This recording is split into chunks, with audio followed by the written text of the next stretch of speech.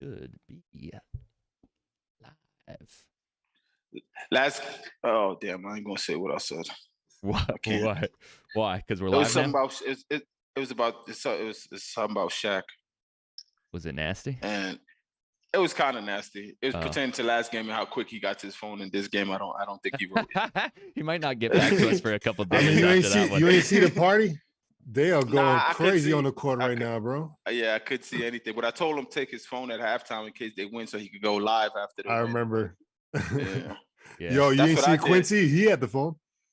That's what I did. That's what I did. When you say he was in the stand, JD, was he at the side? No, he was in the bench. He was in the stands. I mean, the fans came down. So like the first row of fans, they were basically on the bench already. I thought he meant while the game was going on. Bro, the commentator said Quincy AC in the stands. I was like, and he was in street clothes. I was like, what is going on? But anyway, he was in street clothes. Chat and listeners, audio listeners, Shaq just made it to the Final Four. They just beat Mike James' team to make it to the Final Four. So now it's one and dones. They start on the 19th, I think, is the first, the semifinals games. So they just They are playing EMPHIS, who won it last year. Sorry, Shaq. I can't go. I can't root for you on that one. That's nasty, Euro. Damn. That's nasty. I might have to kick you, honestly, after that. That was egregious. Sorry. Was wild, Euro. Sorry. So your peeps is over there? Yeah, my guy. Dang. Yeah. It's a cruel world we live in, We bro. got beef for a couple weeks. Dog world, baby. We got beef for a couple weeks, and then we can be cool again. It's gonna be tough, man. I'm not gonna lie. I don't know how I feel about this. I was hoping you wasn't gonna say, and then one of them like would have lost, so they wouldn't have to meet. But whatever. So, Shaq went off tonight. 18 points, 4 for 4 from the stripe, 4 for 4 for 2 for 3 from 3, and had 2 boards and 2 assists. So he literally missed one shot all game. Didn't miss in the first half. He was going absolutely bananas, man. So happy for him. So happy for the team. Excited to see them back in the Final Four after I don't know how many years it's been since I know they won a championship like in earlier late 2000s. I want to say. Yeah, off of Prentess's buzzer beater. Mm-hmm. It went back to back, actually. Oh, that's heat. Yeah. Fire. But yeah, we'll be we might have to do a watch party for that. We'll figure something out. That'll be dope. That's like in 3 weeks, right? Can't have Euro on it though. The 19th is semifinals, and then the 21st is championship game. Nah, that's heat. That's for real heat. Happy for Shaq, bro. Congrats, bro. If you watching, congrats, brother. Nah, he's celebrating right now. Nah, he's not even watching. He's not even thinking about Player's Choice right now. We also have another announcement. Dell, happy birthday, brother. Yeah. It's my birthday smile to all my minions. Screenshot that, JD. That's going to be on the next thumbnail. For sure. For sure. We going to sing happy birthday? No, we're not going to sing happy I would hang up. You're singing in Spanish since you're in Colombia. Doesn't matter. It's the same. Both the red button will be pressed. So, did you do anything special for your birthday today? No, I went to practice. That's about it. I'm gonna walk around a little bit just so I can say I did something. But I like birthdays, of course, new year, new everything. But I don't need to celebrate. If I'm home, I'm like game night type vibes, spades and friends chilling and chatting, clubs and all that stuff. Never been me. Yeah, for sure. Yeah, that's a good way to spend it too. Sure. It's the best way to spend it. How's everybody else doing, Mars? I haven't done anything, so yeah, I'm all right, I guess. Feeling a little defeated after last night? Show. Heated, no. Annoyed at some players in particular, kind of, but I'm not down on the series. I think we still got it in the bag. Dub? I'm very upset. Why? You guys had a very good time without me, and I was very like, oh, I wish Oh. he was there. EP was hilarious, bro. Yeah, Hilarious. it was dope. He hit me today. Did I send it in the chat? What he sent today? What he texted me I don't about think today? so. Not today. Oh, You yeah, sent He what hit he me said. about the he hit me about the show today. It was just like, yo, like he had fun. And he sent me a clip that went OD viral. He's like, he couldn't believe it got viral that fast from the page. So that was dope. And of course, he ready to come back on. And I told him I told him he'll come back on. I said we haven't won today, but I don't want you to be back on if Shaq not going to be there. And he said, yeah, I won't be coming back on unless without Shaq there.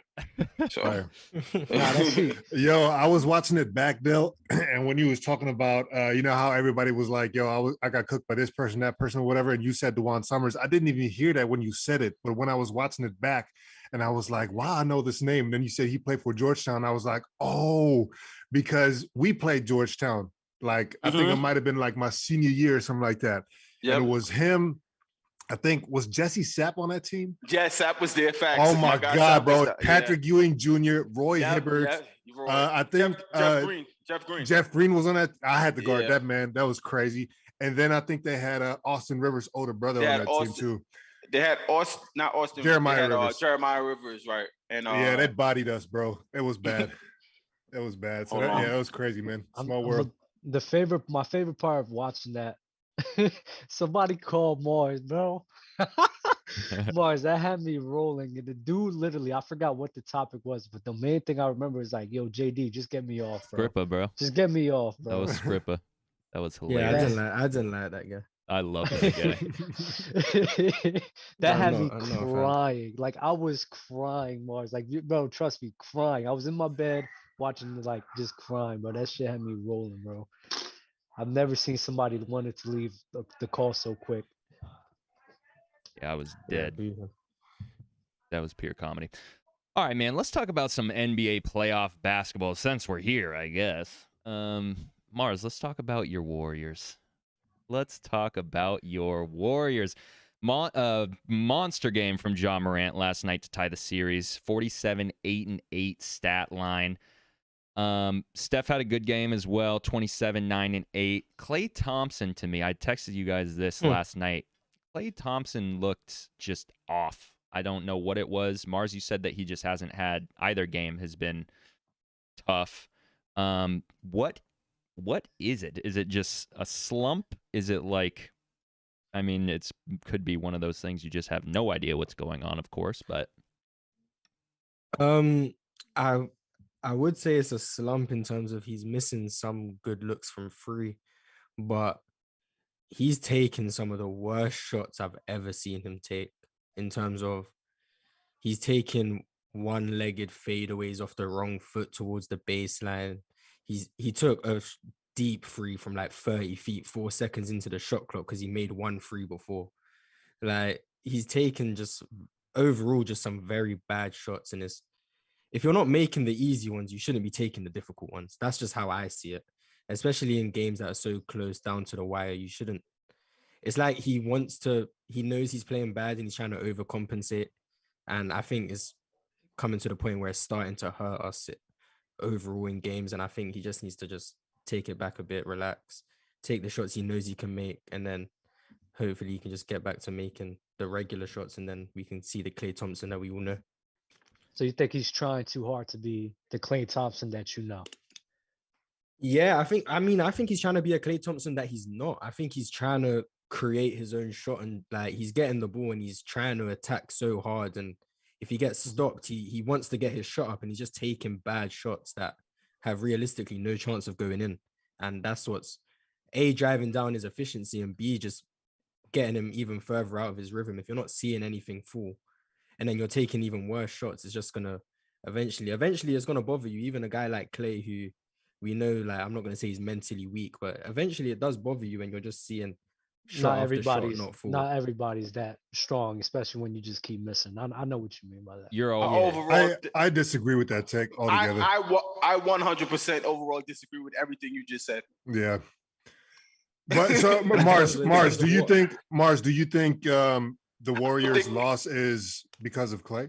No, I don't think it's because of Klay. I think that Klay is Clay knows he's playing badly in terms of making shots, and he's taking worse shots to try and compensate for that. In my opinion, no shot Clay took yesterday. I was like, when he took it, I was like, oh, Clay, you're bugging. Not the one. one-legged off of like the crazy fast break. I watched him take about on the baseline. That was a little bit crazy. Where I was like, "Oh, see, Clay, I don't know about that one." I didn't see that. I didn't see that one. That was the only questionable one, but anything else, I was good. From free, I have no issue with the shots he's taking. There are shots he takes, pump fake, one dribble, sidestep threes.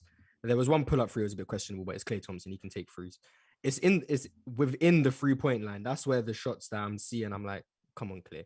Like, even before you were hurt, you weren't making these type of shots. So I don't know why you think you're making. No, I think I saw the mid-range, the mid-range you talking about. I saw a pick and roll one. I saw a fadeaway you was talking about, and all of those, I was like, yo, those are good. Those are shots Klay can make. Like that, all of them. Like it wasn't. Jordan Poole still got his shots. Steph Curry still got his shots. Like Klay shooting that way doesn't. The way they offense is, honestly, it doesn't take away from nothing else that's going on. Like, say next game, he'll probably take the same shot. Say he makes them, you'll say, oh, Klay is back. Like, he just was off. Like, no, he's still playing I've been hard saying this since he came back. He's been taking bad shots. In my opinion, I've been saying it since he came back. I'm saying he was off. He's still playing hard on defense. And the Warriors lost because weirdly, like, they didn't close as a unit to me. Like, they got the stops they needed. They wasn't cleaning up the boards they were supposed to get. Ja was getting down to where he wanted to get down.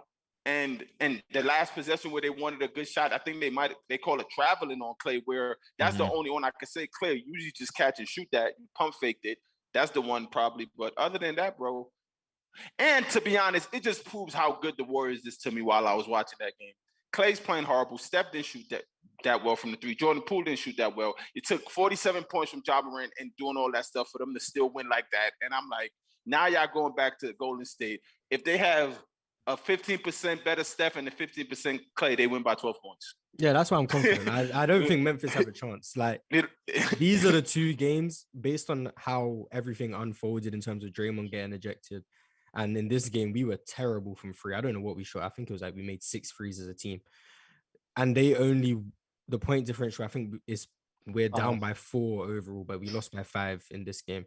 The fact that we're not down 2-0 playing like this, we should win this series quite easily. I want to ask you, because the game got off to a physical start, Draymond catching the bow to the face, Dillon Brooks getting the flagrant 2 on that hard foul that I think Gary Payton broke his elbow, ended up breaking his elbow.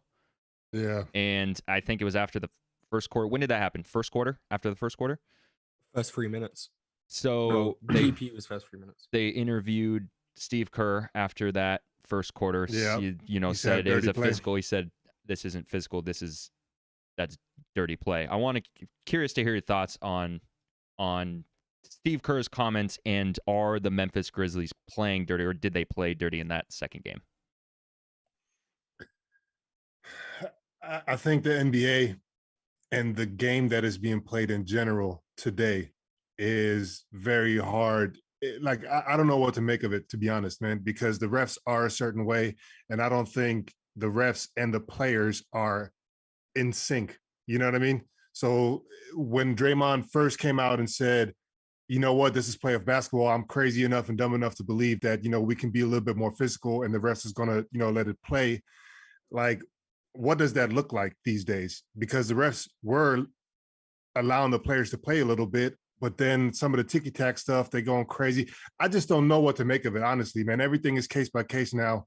So, I don't know. I don't have an answer for this. I don't know. I think Dillon Brooks was for sure a dirty play. I don't think Draymond catching that elbow was a dirty play. I think that's just a basketball play. He tried to protect the ball. Draymond got caught with a straight elbow, but Dillon Brooks, I don't see how that wasn't dirty. I mean, I've been in a situation before where you're trying to chase somebody down and you run, especially like in the playoffs, you run as hard as you can trying to, catch the guy, maybe clean it off the backboard or something like that. And mid stride, you realize, dog, I'm not going to be able to get him, right?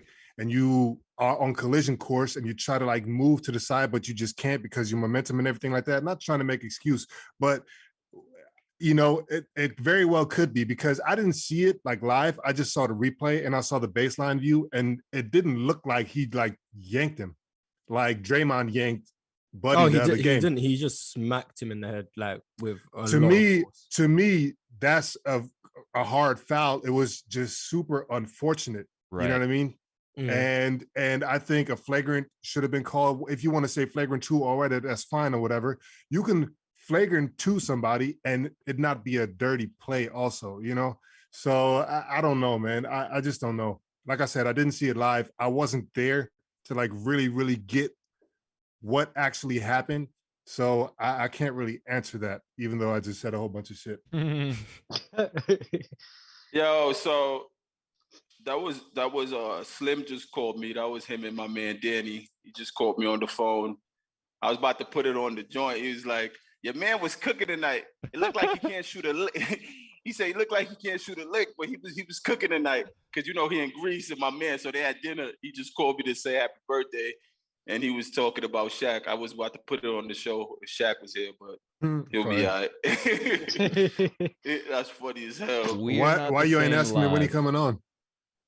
I think it's stuff like with the boardroom and all that stuff. Shit, like, we can collab that shit. He got his own stuff. You know what I mean? Yeah, but I don't even like really fully ask. Like I don't, you know what I'm saying? It's like a different. I don't even be like, yo, nah, I'm not with that. Yeah, I feel you. Come on, KD. You see what's going on over here. But yeah, he said your man was cooking tonight. He looked like he can't shoot a lick, but he was cooking for sure. Nasty. Are y'all gonna set up that 1-on-1? Because I know Shaq wanted that 1-on-1 with KD. No, that was with EP. Nah, remember he said, "Oh, I think I could score on he said I think I could score maybe 2 or 3 points on Kevin Durant on 1-on-1." I think he would probably score more. Who, Shaq? Yeah. Oh, okay, cool. Let him know. Let him know. But to talk about what happened last night, I didn't really watch the game like that because I was, doing the show. But checking the box score and everything and some of the highlights, I will have to agree with Dell where it took Ja Morant 47 points.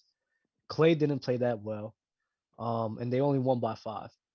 I think Steph didn't play that well either, I believe, but I'm not all too sure. So honestly, I don't think as a Warriors fan, Mars, you really have nothing to worry about because if there was a game that you should have lost, it should have been game 1. Draymond got suspended. Draymond got ejected and everything like the Grizzlies had in the bag and they folded that. So I think for the Golden State Warriors fans, bro, y'all straight, bro. You're going back home and everything, and you already still won on the road, and that's straight, bro. Yeah, I'm happy. I'm happy right now. I mean, I'm just selfish. I think I'm greedy. I wanted to be up to have it pretty much sealed. And people in the Discord was talking all this, like, try to dissect the game and everything. I think people gotta understand, like, y'all gotta relax. Like, you can't win every game. You can't sweep everybody. You're gonna have bad games. These are NBA players and playoff NBA teams. So you can't sit here and be like, oh, they lost this game and try to dissect the game as if, oh, if they continue doing this bad, that they're gonna just sit here and lose the series. Of course, if they do that, but that's not gonna happen. Clay's not gonna be playing like that. Clay's probably gonna have a good game next game. I hope he does. He probably is. Like y'all gotta chill out with trying to dissect the game and acting as if the Golden State Warriors is in trouble. Because this is not the case. Just because they lose one game. They still might get him out of here in 5. Who? The Warriors. True. Yeah, but the Milwaukee Bucks, right? It's 1-1 right now. Giannis looked terrible. Terrible. I'm not going to sit here and say Boston's about to win the series because of that. I'm not. It's just like we just got to chill and see what happens, bro. Super chat. I'm just annoyed. Go ahead, Mars. Go ahead, Mars. I'm just annoyed at Ja. He made 4 threes the whole series against Minnesota, and he made 5 yesterday. I don't know what he's doing. He was. I mean, Memphis is playing to the level of competition. Clearly, that just speaks to the inexperience. And so you saw how terrible they played when it came to Minnesota, and you see how much more of a solid unit they look when they play against somebody like the Warriors. I don't even think they're playing that good. I think both games they could have lost by easily 10 to 15. For sure, but for sure, I'm not saying they're playing good. I'm saying they're playing better than Minnesota. They are playing better than they did against Minnesota. Come on now. I don't know how you're saying that because when they're keeping the game close against the Warriors, and the competition is better. Yeah, if they play against the Dubs the way they did against Minnesota, they definitely down 0-2. Who? What was the scores? Did you see? That's what I'm saying. I can't. I mean, the can't scores aren't indicative, right? You know what I mean? On right. how well you play. No. So when you're saying they're playing much better, I don't know. I don't think Desmond Bane had a solid series yet. Jaren Jackson had to come out of himself game 1. Desmond Bane ain't been there. Dillon Brooks get ejected game 2. I'm trying to see the main. I'm trying to see. You're basically saying they're just playing better because the games are more competitive with the Warriors, and the Warriors are a better team. You see what I'm saying? Like, and to me, it just looks like it just looks like they're playing shitty, and the Warriors are playing down to them. That's how I'm viewing it. Okay. Like okay. I don't see both. But I don't. To me, that's discrediting the Warriors. I would never discredit the Warriors when it comes to that because I don't think the Warriors are the type of team that plays down to the level of their competition. Bro, they was up 5 or 4 under 3 minutes maybe, and they lost the game. I forgot what happened. I think who scored? It might have been. I forgot who scored. Put them up like 3 or 4. Steph came up. He wasn't in the game yet. Or he was. They just had total control of the game. We were up, and then total Steph control of the game. Got 2 quick turnovers, and we gave up. Steph got 2 turnovers, 2 stuff that happened, and I'm like, what's going on? Like they're just like, and I think like that's why I said in playoffs, other than the finals, game 7, step beyond the back pass. In playoffs games at that time with the Warriors, they sealing those. They wrap those up. So I feel as if Ja's gonna, you can't, you know what I'm saying? Put Ja, he's their superstar. He's gonna do what he's gonna do. But everybody else, Jaren Jackson got to play superhero. Brooks wasn't there. Desmond Bane had 5 points. I'm like, the Warriors gave y'all that game. It should be 2-0. And even game 1, where the Warriors just won by 1 point, they was up. They did nut stuff at the end to make the Grizzlies, quote unquote, have a chance. Mm-hmm. Steph missed a free throw. Clay missed 2 free throws. Like, what? Nah, I think the Warriors is playing down or just not, because they ain't get stops. Steph turnovers on his own. It was honestly possession where it looked like the Warriors couldn't get what they wanted. Honestly, I don't think the Warriors are in gear yet. And this is why, and that's scary, right? And right. this is why I disagree with you, Mars, in your opening take, because when it comes to Clay.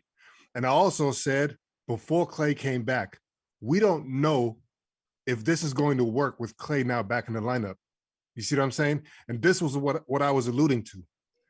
It's like, I don't forget what it was. Was it game 1 of the second round where Steph had a post-game interview and he was just like, dog, oh no, matter of fact, it was the closeout game in round 1 where Steph was like, man, we all been here, but it's kind of like we almost forgot what it means to close a series out. You know, everybody has been away from this type of environment, from this type of feeling for so long that it's like, you know, you lose focus a little bit and trying to like, you know, it's a little bit harder to find yourself and knowing what you do. And especially because you have like a new guy in there like Jordan Poole and stuff like that. Clay, he hasn't been playing for some years, you know what I mean? Back-to-back seasons. So these are major things that you have to take into account. And so I just think, again, like, I just think they're not in sync just yet. I don't think they're in gear. Once they find together, and here's the thing, I thought after this first round, they would have been good.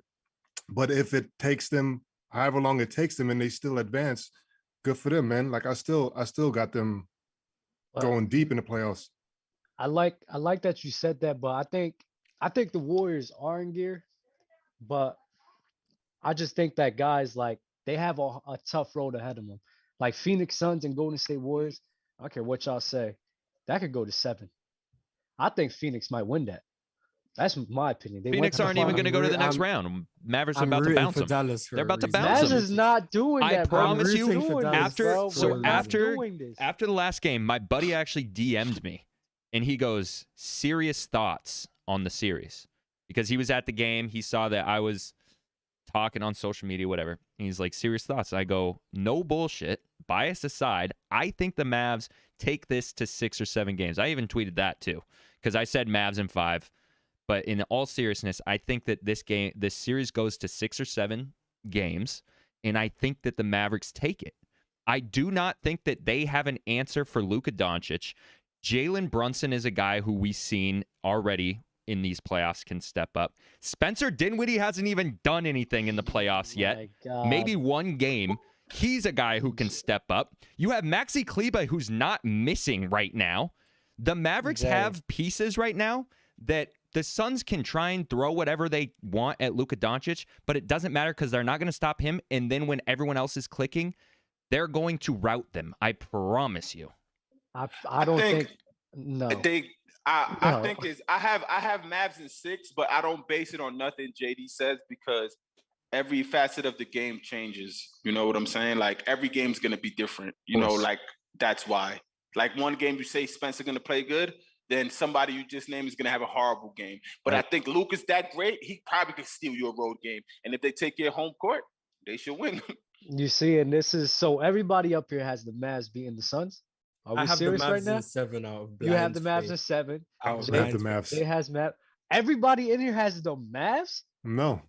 Oh, you don't have the Mavs? I said I don't have the Mavs. No. Yeah, bro. You guys, I'm sorry. You guys are tripping. You talk about them not having an answer for Luka Doncic. They don't have answers for Devin Booker. They don't have an answer for Chris Paul. They don't even have an answer for what's his name? DeAndre Ayton. Ayton just had like what, 25? That's 28? Yo, bro, make DeAndre Ayton beat us. That's fine. What you mean, bro? You acting like you're gonna stop Devin Booker. Go ahead. Stop Devin single time, bro. Bro, go ahead. DeAndre Ayton's not going to do that every game this series. It's fine. He doesn't have to. But you really have faith that they're gonna be able to stop CP3 and Devin Booker like that. I promise you the Mavs are winning this series. You are the way that you was caping for Maxi Kleber just now is facts. And then switch up and say Ayton can't do it. Like, come on, bro. Like, come on. But Maxi Kleber's doing it from the perimeter. Yeah, I'm just rooting for the Mavs so that we can play them in the next round. Ayton getting off the way that he needs to get off in order for the Suns to be successful is more reliable than Maxi Kleber doing what he's doing from the perimeter. All right. I'm sorry, Jay. I got Phoenix in 6, maybe 7. Luka is that good. I trust his talent and everything, but like Luka could do all he wants, but at the end of the day, if the Phoenix Suns could sit here and contain everybody else, which they very well could, they could play one-on-one on all of those guys that you just named easily they could. So I'm sorry, Luka could score 40. But at the end of the day, you say sorry all you want. They're not going to win the series. That's fine. Super chats. D Mills said, "Happy birthday, Dell. Blessings, King." I thought he was going to say so. Zay in the clutch. Donating through the super chat. Clay's scared he's going to be 6th man to Poole. JT Tony. I mean, if we can say the same about Memphis, nobody else played good but Ja. And Zaire gave a little spark. Euro Chuck Norris. Stopping by to show support. Also, wise Dub never on the top left of the screen. You guys are nasty. Does no one remember when Dub said, "Don't put me top left"? No. Mars deserves to put up there, bro. I'm sorry. That boy is I would happily put Dub up in top left, but he said don't do it. No, Mars is a wild boy, bro. What? Can we Dub, I want to hear about your Miami Heat. They're up 1-0. They play again tonight. Bam had a good game, 24-12. Tyler Hero, 6th man of the year, by the way. Shout out to Tyler Hero. That's dope. Yes, sir. 25-7. Tobias Harris scored 27. James Harden struggling with 16 in 34 minutes. Dub, talk to me about this series. Is this super bounce? Go ahead, Del.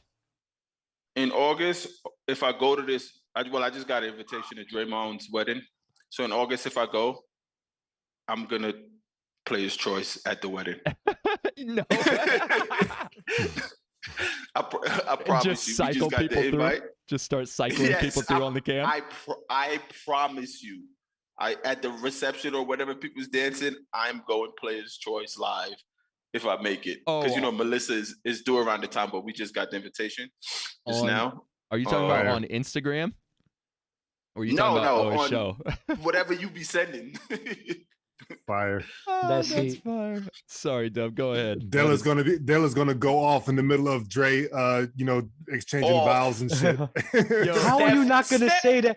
How are you not gonna say Kevin Durant's not the best player? Steph here, Clay here, KD here, everybody Bro, just rotating the camera. Dell's going for a Watch. record of we're not the sames in one show. He's racking them up so far. Oh my God. Michael Jordan's about to hit you next. That's crazy. I wish. This is amazing. Dub, talk to me about this Heat's Sixers. To talk about Miami, is Joel Embiid gonna be coming back? When is he coming back? He said he might Mars? play Friday. Something just came out saying Yeah, he might probably play game Friday. 3, but he's not playing today. But game 3 is Game looking three. likely. I think it's gonna be extremely difficult for them to even win one game without Joel Embiid. Facts. So it's like just watching that game, they got burnt out towards the end. They were actually playing very well, but James Harden, I mean, I'm sorry, like they need James Harden to be that Houston Rockets James Harden, but I just really don't think he has that in him anymore. And you could tell. So I'm not really worried. I'm not scared. If Joel Embiid was playing, yes, but if James Harden 3 more games with no Joel Embiid, I'm not really worried about us losing the series at all. At all. And Kyle Lowry didn't even play. He's not playing again tonight, I think. Exactly. And it's like, I'm not worried at all. Mars. I think game 1. I'm not surprised about what happened. The only thing I think game 1 showed me is that DeAndre Jordan should not play in the NBA anymore. Oh my God. I mean, no disrespect. He's had a good career, but he is Respectfully. not good. He's not good. He's not good enough to be playing NBA, especially playoff minutes. Mm-hmm. I think I saw something that in the minutes DeAndre Jordan played, the Sixers were like a minus like 13 or something. Like they had a positive. They were positive without DeAndre. He can't bang. He can't bang with our big men down there, bro. He doesn't do anything. Like he's just there. He doesn't. I don't know what else to say besides he doesn't do anything. DeAndre Jordan's fall from grace is so crazy. I mean, there's several players, right, who have had similar kind of like Blake Griffin. Yeah, he had his stint in Detroit, after being a superstar on the Clippers. But it just seems like some of these guys who were headlining in the NBA, their fall off is so steep. And it, like DeAndre Ayton was at the time, correct me if I'm wrong, he was Jordan close to DeAndre Jordan. Sorry, not Ayton. I think I was getting all flustered from that Suns Dallas talk. DeAndre Jordan was close to borderline, if not superstar, at that time in Lob City. Nah, he was an All NBA center. He was an All-Star, so that's fine. He was All-Star. That's fine, not superstar, but still headliner. You were talking about Chris Paul. You were talking about Blake Griffin. You were talking about DeAndre Jordan for sure. The fall from grace is just interesting to me. But I mean, that's because he was a highlight machine. And his athleticism has left, or I don't know if it's left completely, but he is not. That makes sense. Athletic as you, and now, like, what are you gonna do? You're gonna continue to throw lobs his way if you can't finish him the way that he used to. Like, what are you gonna do? So the athleticism, which was obviously the biggest part of his game, he just kind of never adapted. Also, look who he's backing up. The player that's not there no more. Right. That's crazy shoes to fill. And their offense, their entire offense is predicated on, big men doing this and that or whatever. Like who can fill Joel Embiid's shoes? Why did they get rid of Drummond? I don't for James Harden. They traded for James, yeah. Oh, he was in that trade package. Yeah. What I don't understand sometimes, like you guys could say, I don't think DeAndre Jordan is finished. You know what I'm saying? Like, I just think it's hard. Like, of course they practice and they do all this. It's hard to get off the floor and don't play at all, and then you're in the starting lineup of game 2, was it, or game 1 of the NBA playoffs. But he's still mobile. He still runs. He's like, one bad game, you don't see him much. So one game you see him, you end up saying, oh, he looks like he's finished. Because all you have is just one game out of the last 2 or 3 months. I think he's been finished for over a year. Nah, DeAndre. Like, look at this. Even when he played with Brooklyn Nets, whenever he played minutes, he would be productive in Brooklyn Nets. Just like, let's say, Andre Drummond's for the Brooklyn Nets. Whenever Steve Nash gives him minutes to play on the court, he's productive. He gets his rebounds. He gets his 10 or 12 points. So why didn't they keep him then? We saw different DeAndre Jordans. To your point, to your point, Claxton be in there instead of DeAndre. To your point, they and to let Euro's Claxton point, be in there instead of Drummond. And I never understood that. Like of course you have like last year, they were playing against Giannis. I would say consistently play a DeAndre Jordan with a bigger body on Giannis than what he was doing. But he would just, and like LaMarcus Aldridge hardly played. I don't think LaMarcus. But DeAndre Jordan can't stay in front of Giannis. DeAndre Jordan, you wanted him guarding Giannis over Claxton. Over on the block, yes, I would. Giannis not going to be on the block against him. He's going to be on. He's going to hover. He's just going to take him outside. Yeah, he's going to go around him. He's going to take him off the dribble. But the way they're playing defense, he's getting around Claxton. Claxton wasn't stopping him. I think Claxton would do a better job than DeAndre Jordan. He's way too slow for that. They never had an offense where Giannis is on the wing attacking the big. Like, that's why James Harden, when he's in the block, James Harden can say, "Oh, I could stay here." When he could have went out on James Harden with a hampered hamstring and took him off the wing. Giannis isn't as comfortable in the half court playing off of the wing like you guys think he is. He's not that comfortable doing that, like at all, actually. Oh, I don't think he is, but I think he's comfortable with Jordan. So, okay, let's say DeAndre Jordan, he sees him. DeAndre, back up and let him shoot. And then let him run into you. He's not going to just run straight past you. I think for 5 to 7 minutes last year, DeAndre Jordan could have affected Giannis. To your point, like, Dell, just a big body. And to Euro's point, too, about DeAndre Jordan having to fill Joel Embiid, who we just found out potential MVP, potential NBA MVP this year. The Sixers rely so much on Joel Embiid offensively, and DeAndre Jordan can't give them that because that's just not who he is right now. So they have to find their Jordan buckets can't elsewhere. Even run like that no more, bro. I'm sorry, Del, but DeAndre Jordan can't even run like that anymore, bro. Even when you talking about him going on the Nets and guarding Giannis, hell no, he's not keeping up with that throughout the whole entire game. I would rather never said a whole game. I said 5 minutes. 5 minutes. So yes, 5 minutes per game, you're having DeAndre Jordan on there? On Giannis? For 5 minutes. Why is it even relevant? Why is 5 minutes even Are you serious? Just to throw another body at him. Do you know what's effective with Boston Celtics on Kevin Durant is they kept switching bodies on him. Grant Williams probably guarded KD, you think probably 7 minutes every game only. But that's a good body on him, a different type of body on him. He wasn't guarding KD for the whole game. Tatum wasn't guarding. Brown Smart wasn't guarding. They kept rotating bodies. I think a bigger body like DeAndre Jordan could have helped against the Bucks. He wasn't gonna do nothing on Giannis, bro. Come on, stop it. Yeah, I don't see the help. You guys are gonna happen, bro. What's going to happen? He's going to score every possession. He's going to get torched no matter what. DeAndre Jordan, Claxton, it doesn't Giannis matter, is going to right. Giannis is going to get his numbers. I'm not saying he's stopping Giannis. I'm saying a bigger body it's wear and tear. That's all it's about with these type of players. I understand the bigger body. I don't think DeAndre Jordan is the body for that. What?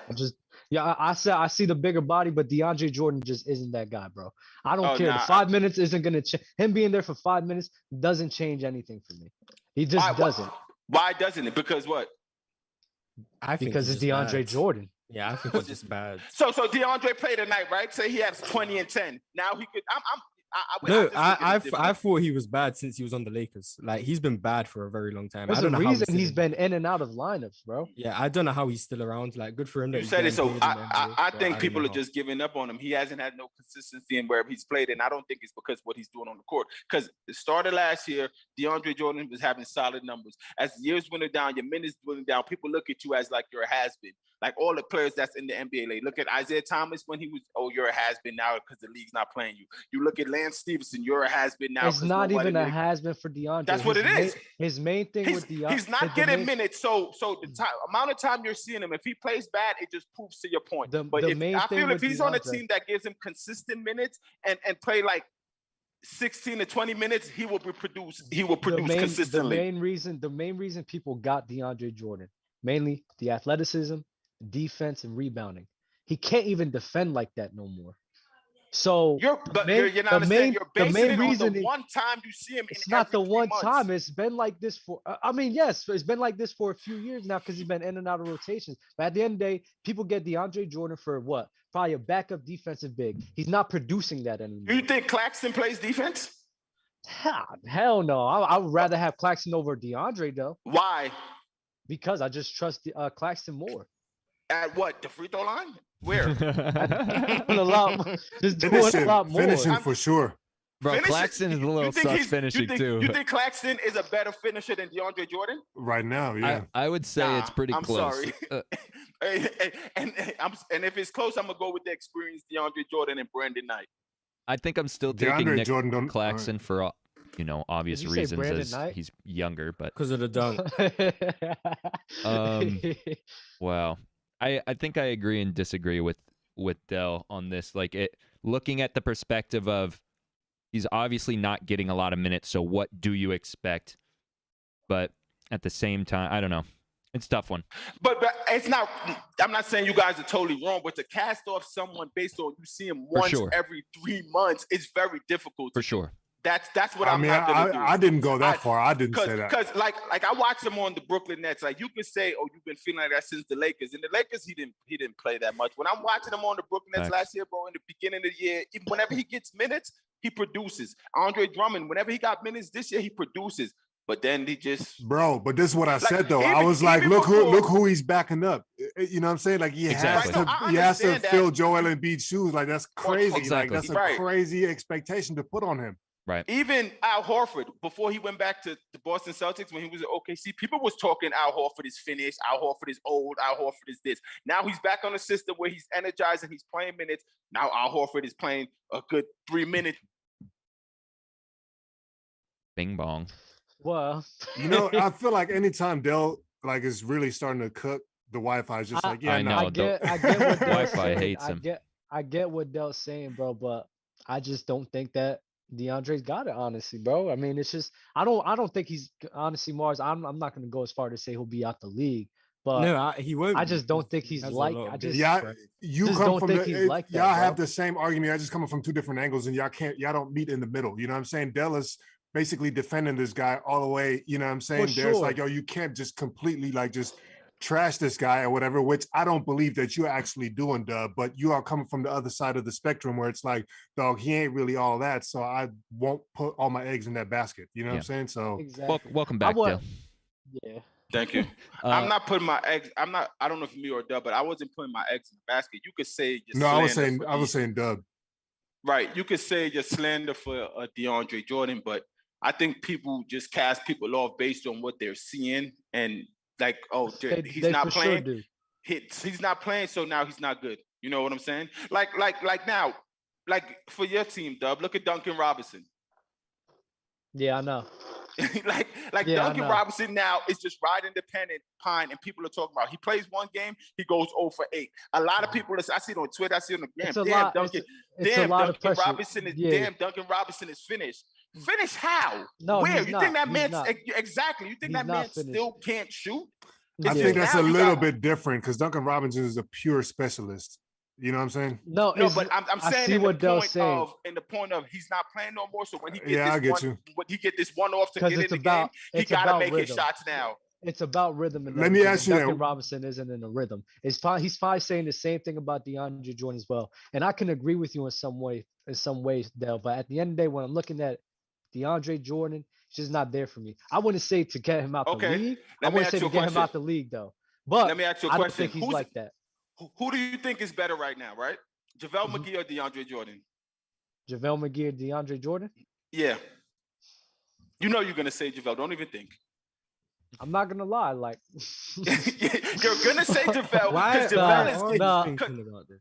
Because JaVale, right, Mark, you're going to say JaVale, right? Yes. Exactly, because JaVale is getting a vital opportunity on a championship team, and he's proven himself. JaVale is better. I think he's playing for a reason.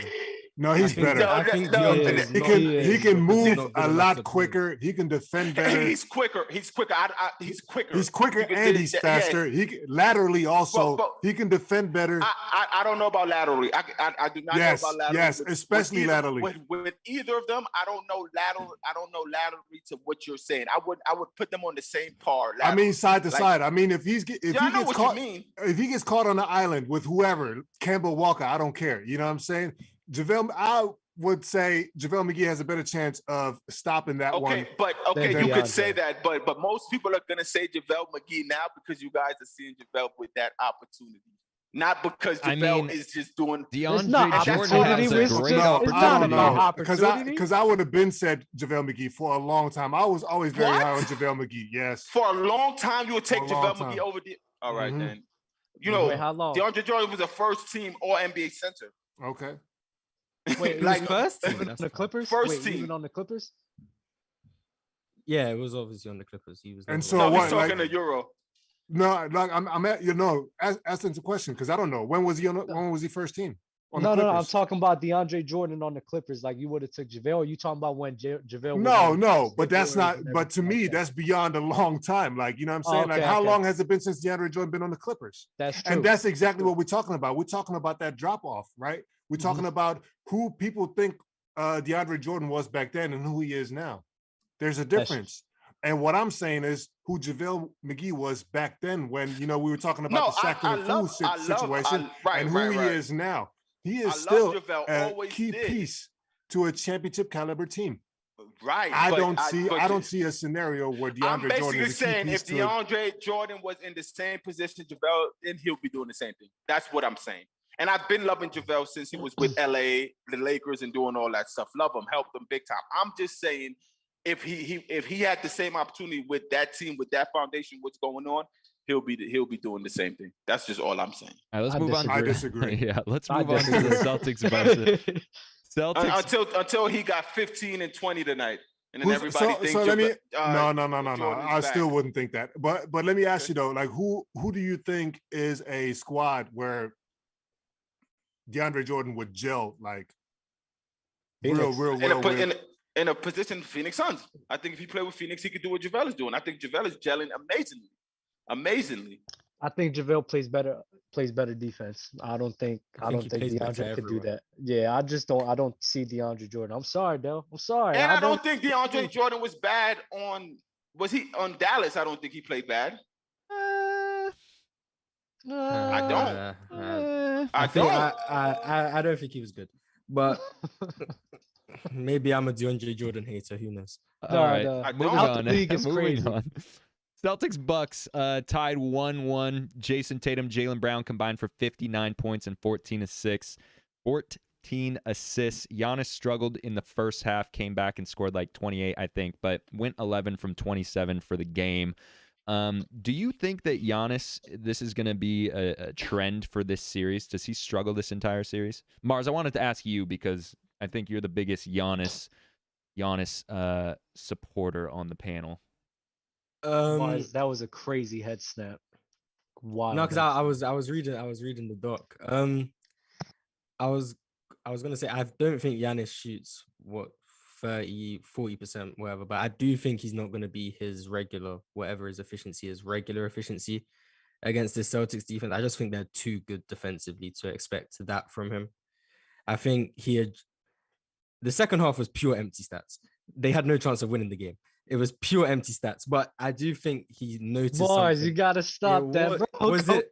You can't tell me you saw Giannis getting crazy Giannis to just sit there. He was bringing ass whooping, bro. I'm not saying you expect Giannis to do nothing, but let's not act like the Bucks had any chance. He brought him back. He brought him back to within striking distance, though. There was a time where I thought maybe if the Bucks go on like a 6-0 run, there's a chance they can get this game and maybe potentially push it to the end. But then that never happened. I think he brought it like an end one. I think he brought it to within like 12 or something in the middle or end of third quarter. Yeah, how was he scoring in the second? Like, I mean, it was third quarter. He had like 18 in the third. It was the same thing as in they were playing him 1-on-1, and the only difference was he wasn't looking. First of all, he was fouling basically every play, but he was basically putting his head down and just making sure he got to the rim, and either they were going to call a foul on him or he was going to finish. What he was doing in the first half was, I think he wanted to be a playmaker again in the first half, and then he saw that the Celtics weren't helping off anyone, and they were just going to play him straight up, and then he was shooting as a last resort. I think in the second half, he was thinking shoot first, pass second, and I think that's what he had. I think he found something in the second half that maybe he can build on, but and the Boston Celtics were going crazy from three in the first half, which is why the game was so impossible to get back.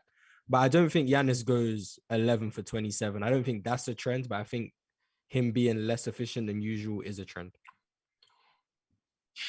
But empty. Go ahead, Doug. Those stats I were was empty. those I don't stats- think those his. stats were I don't empty. think. Those stats I were don't empty. think his stats was empty. I hate that Nah. saying. I think he was just playing for his team, trying to come back. But like I don't want to. I'm not giving you got to start giving Boston credit. This 100%. Boston Celtics credit on the way they're playing defense. That joint is really crazy. Because of course Giannis had 24, 13, and 12 in game one. But if you look at the numbers, I think he was like 5 for 18, maybe 5 for 17. He didn't shoot the ball well. In game two, we know he didn't shoot the ball well. Even and the only difference between at the end of the journey men's in 5, 6, 7 years down, all they're gonna see is the numbers. All they're gonna see is Giannis 26, 12, and 8, and say he was cooking. But in real time, it's like for the first two games, you could say Giannis is struggling, but Giannis game one and his impact still got them a win, which they did their job. They did their job, but I think Giannis without Chris has to be more efficient for them to stay on par with what's going on. Because one thing I seen from game one to game two, Boston really changes their schemes game by game on defense. Like watching some of the clips from the first half, it's like, we give you one dribble now. One time you might think people are coming to play you, but it's just one. And then now we send in another one. So we'll see what game three holds. It's looking like it might be a 7. It might go 7. I'm loving this series. It's looking like it might go 7. That's a good series. Because I thought Giannis was gonna dominate. I didn't think Giannis was gonna try to play from the wing. Like all my people, I was like, nah. I think Giannis, based on how they played KD and they seeing the playmaking or the creating from the wing, how they could guard that. I thought Giannis was just gonna do everything from the mid post in, not even try to bring up the ball, not even try to do that. But I guess that's the offense everybody want to run now, and that's playing into Boston's hands, I believe. Let Wesley Matthews or Drew Holiday bring the ball up, and then you go 3 quarters and do your thing. Has anyone's mind changed on this series? I think a lot of us had Bucks. I don't remember if anyone had Celtics, but I don't remember if I picked or not, to be honest. Who do you have, Del? I don't know. I really don't know one. from game 1 or 2. Yeah, I just don't know. So I don't remember if I picked. To be honest, I'm not sure as well, because when we look at game 1, Boston was just missing a ton of shots, wide open looks and everything. And that's really the more of the reason on why they lost. Game 2, the shots was clicking and we're still able to play high caliber defense. And if they're able to play high caliber defense like that, bro, it's like Giannis is going to be in for one, bro. And all these guys are talking junk about Kevin Durant, he's not really like that. But then you got your best player in the world over here struggling the same. Like, you have to start giving credit to this Boston Celtics team. Like, they got Grant Williams being able to play one-on-one on Giannis, bro, and now Horford. And they didn't even send a lot of double teams. And it's really wild to me. Hold on. That's not the same, though, because it's like, just because Grant Williams is guarding him for 1 or 2 possessions or whatever, Boston is sending bodies after body after body. Yeah. So it's like the fatigue factor with Boston is much, much lower than it is with other teams, because let's say 5 possessions, JT got him. The next 5, JB got him. The next 5, Grant got him. You know what I'm saying? And so in those possessions that somebody else has him, JT can now rest. JB can now rest. That's what I'm saying. Grant you see what I'm saying? So it's not they're still able, no matter which way they're doing it, they're still able to play one-on-one, help if needed, but they're able to play one-on-one and be able to contain him, which is wild to me. So I think Mars was hitting on to something where Giannis was like, nah, I'm gonna have to score first and go ahead and bully ball my way into this, because I think that's what they're really gonna need from Giannis in order to turn this series around. But if Giannis is playing that passive aggressive like he did in the first half, it's not gonna look good, bro. It's not gonna look good for the Bucks, at all. Yeah, you can't expect Boston to shoot 65% from 3 in the first half again. That's what made the game so out of hand. They were going crazy. And They were. I don't think that's sustainable. I think this series is going to be very close. But I think if Giannis can play game one. He missed a few bunnies in game one, which made everyone 9 or 25. He missed about 4 ones that, like, it's Giannis. You expect him to make those ones. If he can play like game one, I think the Bucks. I have Bucks in Expect him to make 6. what, jump shots?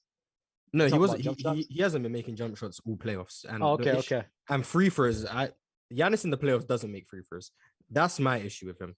Like, in terms of anything on offense, he just. I don't know if it's in his head or whatever the case may be, but in the playoffs, those free throws disappear. Look at what's going on. So I just opened the chat. I'm sorry. You saw right? that? You so saw the that? first thing I see. No. The first thing I see is not famous Alex. Jaylen Brown evolving as a player in the playoffs. His next take. Bro looking like a better player than Jason Tatum. Yeah, I mean, come on. Jaylen Brown? Nah, y'all gotta chill. You see, this is why we, like, I don't understand some stuff. Like, I get it. Brown had a great game. But not too long ago, Jason Tatum was everyone's GOAT. Now, people do this with Boston all the time. Every time Jaylen Brown has a great game, he's better than Jason Tatum. That's literally what happens every time. Yeah, Yo, it it's doesn't the make sense to me. craziest thing to me. It Like, really doesn't. But Mars, to go evolving what in you the said about playoffs, Giannis, like, Giannis isn't really that strong of a free throw shooter, though. He was 70% in the regular season. I was like, maybe he can just 70%. I can live with. I get you, but that's I not like really that like. for Giannis too. No, it's not 70%. good. It's not. I'm not saying it's good, Nah. but for Giannis, I'm like 70%. That's possible. I can live with 70%. If Giannis is going 7 for 10, I'm like, cool. But he's missing so many, and Mhm. he's missing them short as well. That's the issue. When you're missing short, I'm like, there's something going on. He's missing, and he's barely, like, he's hitting the front rim so hard, like they have no shot of going in. Though And when there's Pressure something breaks going on. pipes, man. you Pressure said breaks pipes. the first thing you saw when you opened the chat, I thought you saw this super chat from Crazy Rosanero. Said, "Hi Del, my kid asked me No. who the best player was. I showed him a video of KD losing to Tatum. My wife took the kids in the house. I live in my car now." Wait, what? You want me to repeat it?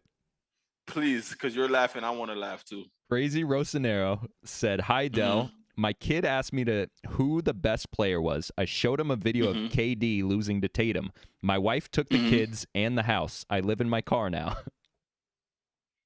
Oh, I get it, but I don't get it. Okay. Rohan, thank you for the super chat. How's the show so far? How much did I miss today? We are just getting started, brother. We're in the first hour recapping playoffs, but we're about to do a versus playoff edition with the teams that are currently still left. What were you going to say, Del? Versus.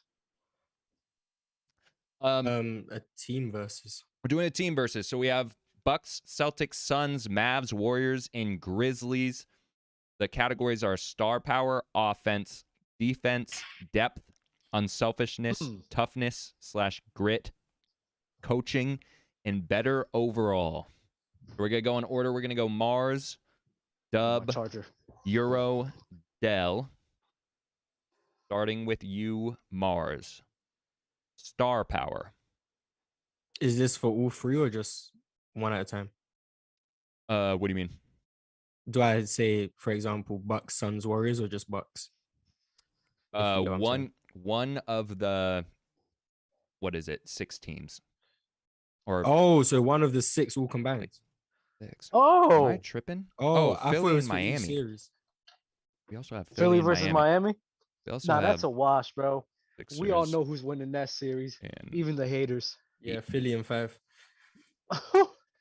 Look at this. When you think about it, Yeah, exactly. When you think about it, when you actually think about it, James Harden's gonna unlock time travel.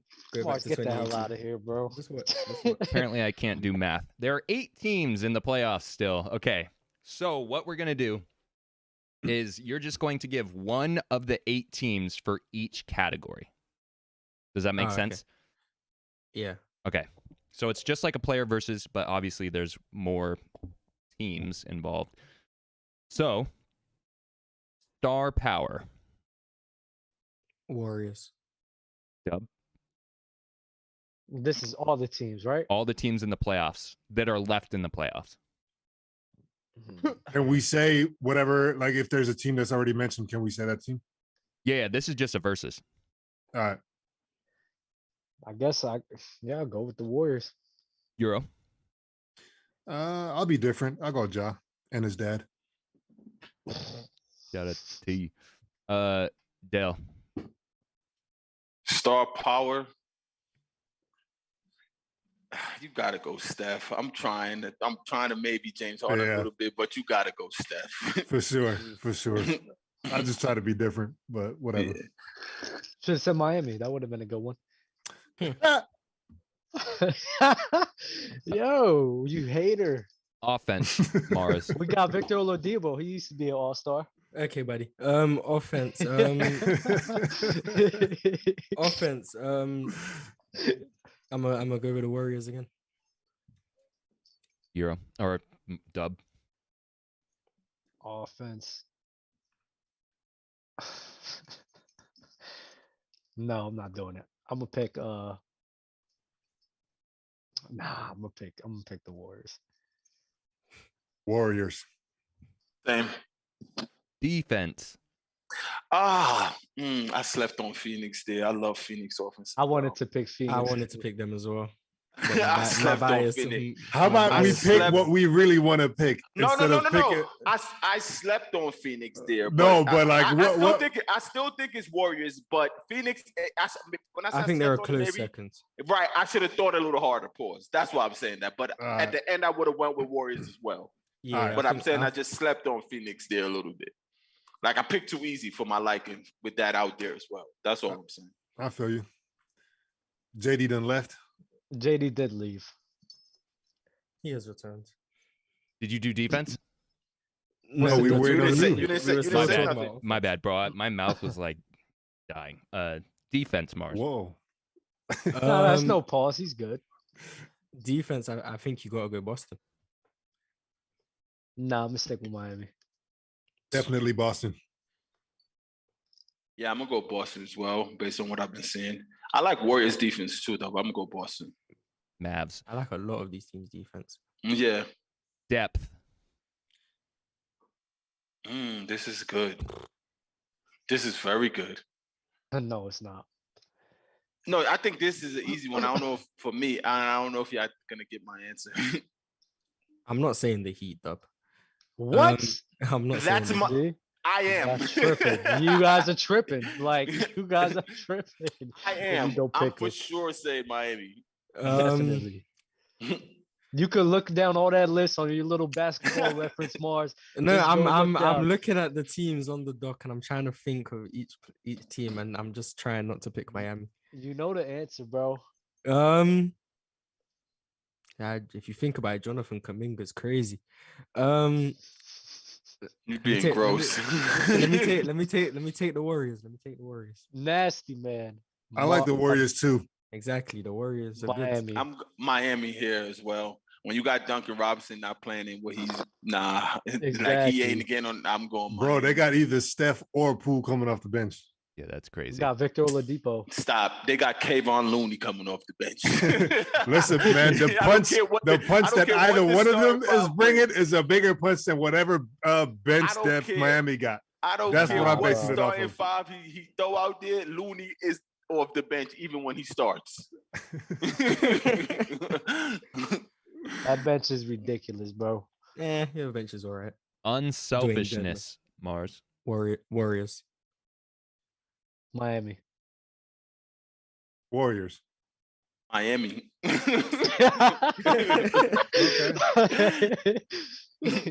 Toughness. This Miami. is good. I think this is Miami. Yeah, Miami.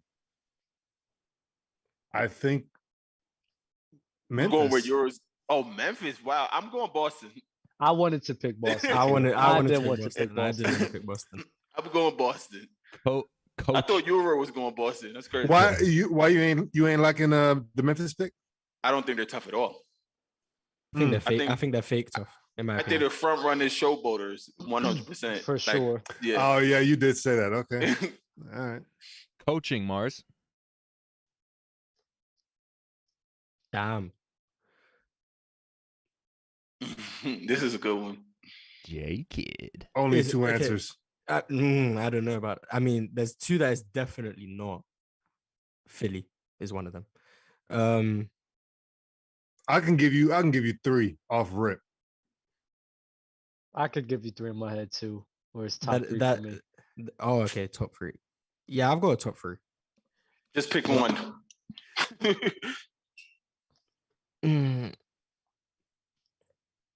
Boston. Miami. Boston. Jason Kidd, man. Come on, baby. Better. I gotta go, J Kidd, man. Let's go. Is that your favorite player of all time next to Jordan? No. I just think he's doing a hell of a job in Dallas. He's doing great, dude. I'm But you've been going hard for Jason Kidd these last couple episodes, man. The last couple games, have you been seeing what he's been doing? Like, No, not just that. We like even in the draft, like picking like a point guard and stuff like that. J Kidd a top 5 point guard and all that. Yeah, Right. J Kidd always been high on my list. Like, J Kidd is like that. yeah, better overall, Mars. this should be a sweep. Warriors. Miami. Warriors. Warriors. You should have known it wasn't going to be a sweep, though. Yeah, but sometimes you're not as biased as. Yeah, I didn't expect the bias to come out. Yeah, I so. didn't expect The bias came out. I'm not gonna lie, the bias came out crazy this little run, but It's I'm the still going playoffs. I Miami. feel like if this would have been, a versus in the regular season, you may have been, a little bit more neutral. Maybe. Yo, Gutter Boys, could you write me your top 5 point guards ever? Chat, we got about 200 of you guys in here. Can we get the likes up for Dell's birthday, please? Some birthday likes. Yes, Yes, sir. sir. All right, I want you guys to take a stance. We're going to go in the same order. That was a good versus, by the way, JD. I Yeah, like that was a good versus. I think Ron put that Yeah. up there, so thank you, Ron. Team, okay. Yeah, we're going to go same order. So starting with you, Mars. Team basketball or one-on-one isolation basketball? As in, what do I prefer? Or what's better? Magic, Steph, Whatever I you think want. it's one and the same. I CP. think whatever you prefer is better. Oh, well, do you have to explain it or just pick? You can explain it. This isn't like you don't have to give a one-word answer. Mars, I don't even think you have to explain it, bro. Oh, well, I think team basketball. But I'm taking Kid over Nash and CP. That's fine. Team basketball. Yeah, team basketball. Yeah. Euro. Euro? What's happening? There's like three different things happening at the same time. Team, so you're taking a stance on the topic. Team basketball or one-on-one isolation ball? Team. Dell. I'm gonna go team. It sounded like you didn't want to say that. Yeah, but you look at you could have, if you don't have a team concept covered over that one-on-one stuff, it's just nothing. Mm-hmm. All right. Gregg Popovich or Phil Jackson? This could be a sweep. This should be a sweep. Well, I got Phil. Because of the rings. Not totally because of the rings, but that plays a part in it. Gregg Pop. Pop. Yeah, easily Pop. Monty Williams or Ime Udoka? But I picked Boston's coaching, so I have to go with Ime. This is a good one. Black on black crime. Mm-hmm. For sure. Monty. I go Monty too. For a coach to make Kevin Durant look like I didn't recognize him, I'm gonna go with that one. Luka or Ja? And that's how we know Ron wrote the stock. Yep. Luka. Luka for now. Sweep. Forever. Luka. Should have been Trae Young. That would have been better. A What, tough, Jaro Trae? Yeah, that would have been a better one. a tough We should know. defensive low-scoring game or an up and down high-scoring offensive game? I mean, I'm loving this Bucks Boston series, so I'm gonna say the defensive one. Defensive. I like watching. I know this is basketball. I like watching the 2019 Super Bowl with the Rams and Patriots. I thought it was a very great defensive game. Okay. I didn't get that. That was weird as well too. Nah, that's football. That's football. That's football. Yeah, I was. I'm gonna go with just to watch. What up? Yeah. I'm sorry. That was one of my favorite games to watch. It was dope. Like, it is what it is. Yeah, I'm gonna go with the 1992 Barcelona skeet shooting Olympic. You know what I'm saying? Olympic Games. So high scoring offense. That's fire, Euro. They don't get what you just did. I get it 100%. I'm gonna go with the 1989 World Series. That was 2-0 and say low defense basketball game. Fire. Oh my God. I hate you guys. I've never been more confused in my life. I hate you guys. That was heat. Chat, we're gonna get into current news, and then we're gonna do some Discord. We're gonna do some Discord Q&A after we get through this current news. So make sure if you're not in the Discord, make sure you're in the Discord. If you want to come up here for Q&A, even if you don't want to come up here specifically for Q&A today, make sure you join the Discord because it's always jumping. PC waiting room in the voice channels area is where you'll wait, and then I'll pull you in when we get there. So current news, I don't know if I believe this quote, but it's floating around out there. I'd like to discuss it. I'm not saying that he said this. I'm just gonna say what's floating around there. Rudy Gobert is apparently at a him or me point with Donovan Mitchell and will demand that one of them be traded in the next few days. I think that's believable given all the nastiness that's been going back and forth between the two, allegedly, over the years. Like, why is that not believable, JD? Because I don't know, like, if you believe in the beef. beef. Say this to? He might be at this point, but, like, who's he saying? He says it to his agent. His agent says it to some media outlet to get the ball rolling on this. Okay. Because he's not trying to burn the bridges between him and the franchise to, like, you know what I'm saying? To get the ball rolling. Like, this is where it's at right now. He can't just, say, yo, fuck my teammate like that. I agree that he should get up the hell out of there. I think they have to pick one or the other. They can't build a championship caliber team with both of those guys on the same team. So I support it. Rudy got to go. Both got to go. Dell, I'm assuming no comment on this one. 0. It's about damn time. Donate through the super chat and said, "Happy B-Day, Dell. Don't spend this 5 all in one place, bro. Love, family. Thank you." Joel Embiid to miss games 1 and 2. We already knew that. But optimism that he could return in game 3 or 4 against the Heat. We kind of already discussed that. Phil Jackson is advising the Lakers on their coach search. Phil Jackson is what? Advising the Lakers on their coach search. Yo, Phil gotta. I'm not gonna lie. Like, after what happened with the Knicks and everything, Phil just needs to stay in his own lane, bro. Like, that's weird as hell, bro. Like, stop, bro. Yes, like, I agree 100%. But apparently that is his lane. If they're gonna keep tossing money at him for just saying some craziness, like from like a GM type of, he's just a consultant. That's crazy. He messed the Knicks up on some craziness. I mean, of course, Dolan, but I don't know. Phil was a part of that as well, bro. And I don't know, bro. Phil, you need to chill, bro. You did your thing already, bro. Let it die. I agree. Blood. Scottie Pippen blasts the media for never voting him for Defensive Player of the Year, saying they were too busy watching Michael. He gotta chill, man. That's another one. I thought his world tour was over. What's he selling now, bro? He's selling himself now. He's selling himself now. You got a Scottie pack. Got to. This is ridiculous, bro. How many times are you gonna sub this man? Bro. You wrote a book. You sit here and said all this nonsense, bro. It's like, and nobody even disrespected dude like that. Like, Michael Jordan gives him his credit for everything like that. It's like, I don't know, bro. Huh?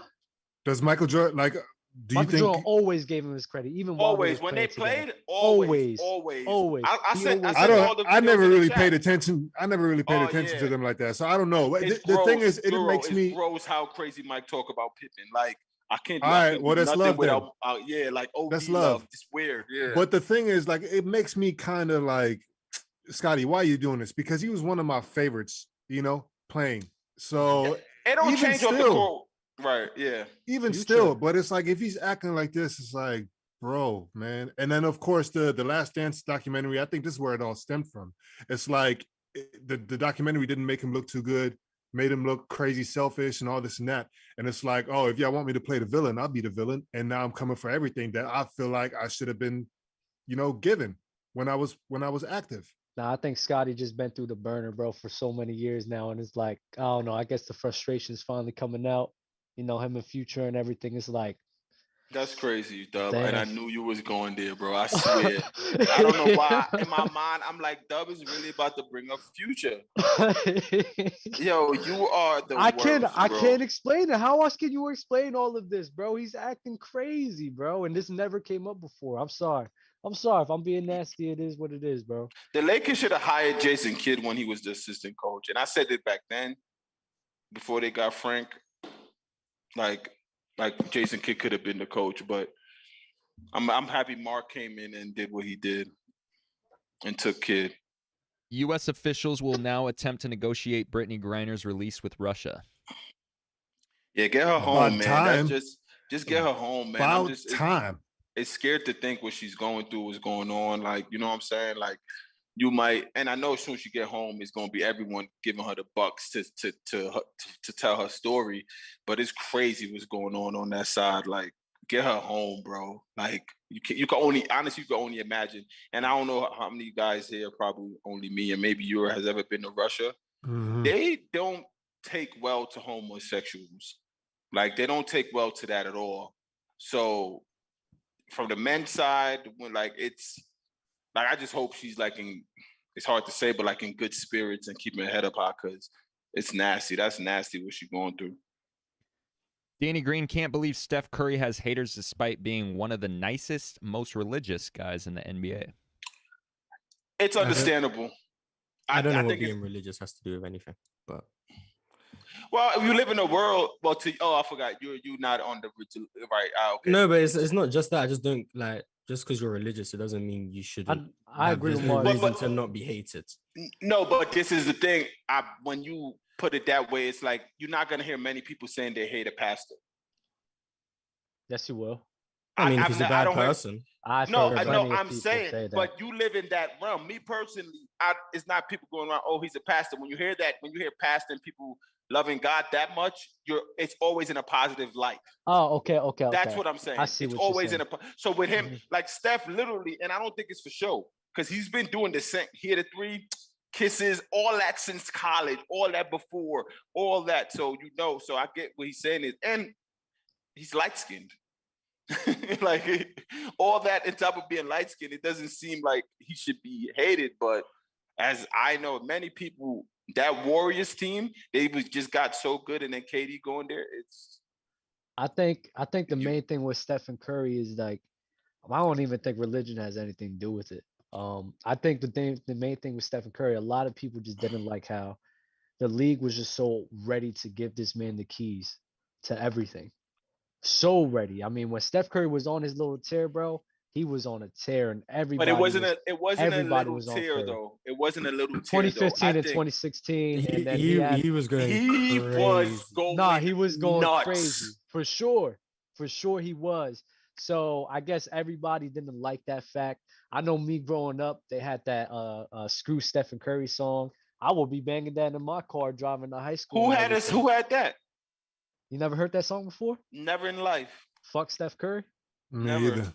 You guys never heard that? I don't want to hear it either. Sounds like a terrible song. I Nah, mean, that's song but was that's heat, a- bro. That's all. but that's a crazy out of context quote. Like what? Like why did he say this? When did he say? Like he's saying this. Everybody has haters. Like I don't understand why he first of all brought this up. Steph Curry has been winning for a minute. Everybody wants to win, and if you're not Steph Curry. You're not winning, during that period. So of course you're going to hate it. Like, I think this is just like a natural thing when it comes to like a competitive sport. Now, I don't understand why religion was brought into this. Like, what does that have to do with religion. anything? He was just saying, like, basically, like when you think of a religious person, you think of him in positive light. I don't think it was a big, I don't think that at all. Okay. I don't think that at all. I don't think he said it to be like. I get it. Yeah, so we I think like I know plenty of people. I know plenty of God-loving people that have a man. mindset if they see a religious person or that's always like, you know what, to God be the Negativity. glory type of shit. People will cut Yeah. their eye at that because Right, it's like, understandably so. But in the light he's in, I'm just saying. I think he was just naming stuff that when you think of Steph Curry, you think of the smile, you think of just the boyish face, you think of him and his religion because he do the Boy Scouts, him and his religion, all this positive stuff. Of course, for every positive, like it's a negative. Everything I just named, you could say, yeah, he'd be smiling, but he'd be doing this. Yeah, he a Boy Scout, but you know what you heard about some Boy Scouts. Yeah, religion. Everything has a negative side, basically. But when you on the core of it, when you're thinking of Steph Curry and the person he is, what he shows to media, even in his interviews, bro, like Steph never really, he never gets me mad. So I think that's why he's saying he don't understand how he could have some haters. Yeah, and I understand that point. I don't have the full context of the situation as to why he actually said that specifically. I think he was on his podcast and they just was talking about some stuff. There was stuff going on in the playoffs, I believe. Got you. Joel Embiid seeking French nationality and could play on the French national basketball team. That's gonna be crazy. Yeah, that's dope. Actually, I hope he does it. Crazy. France is gonna be crazy. Yeah, that's gonna be dope. Mark Jackson, the front runner for the Kings head coaching job.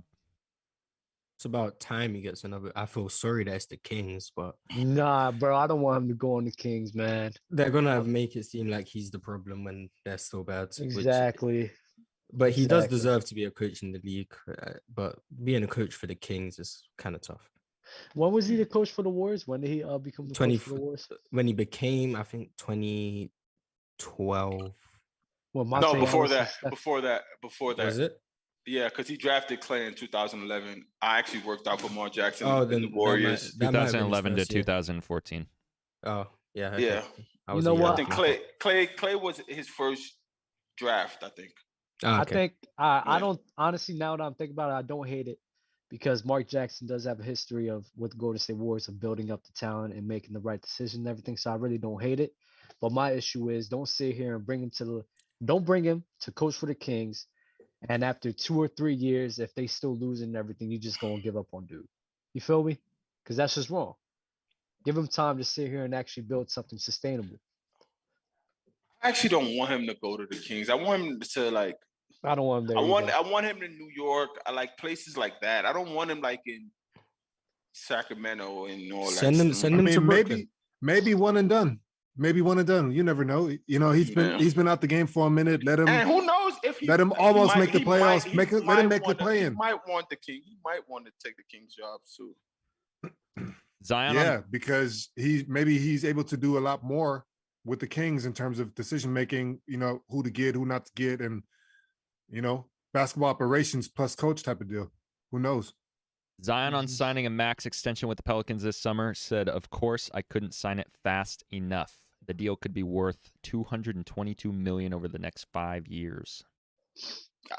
He said 100% what he's supposed to say, and I 100% believe him because after he signed it, the next year he's going to tell him he want out and still get that money.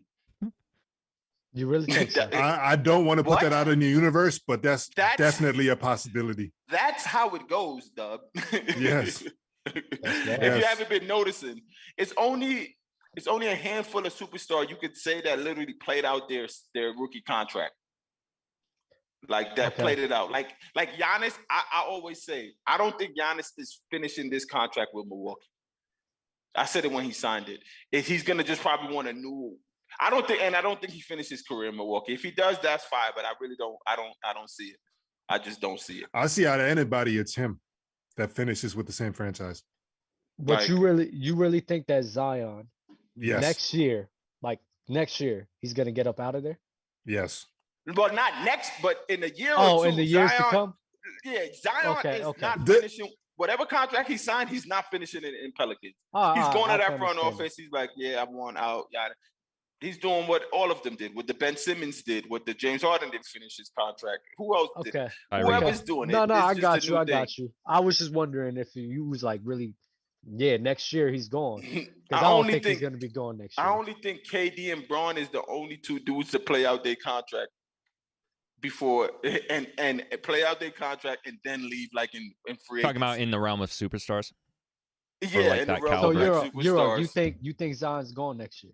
No, Like I Donovan mean, no. Mitchell? What I meant by that is, I think I've been on record saying that I don't think he wants to play for New Orleans.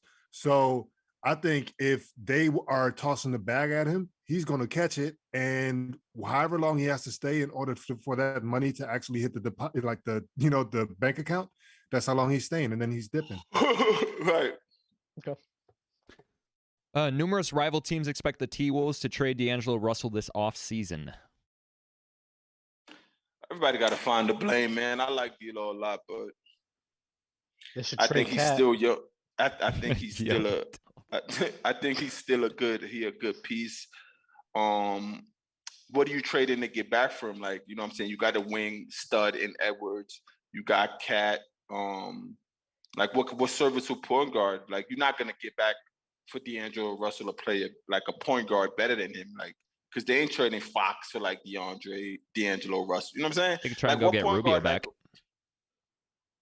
Off of ACL, not happening.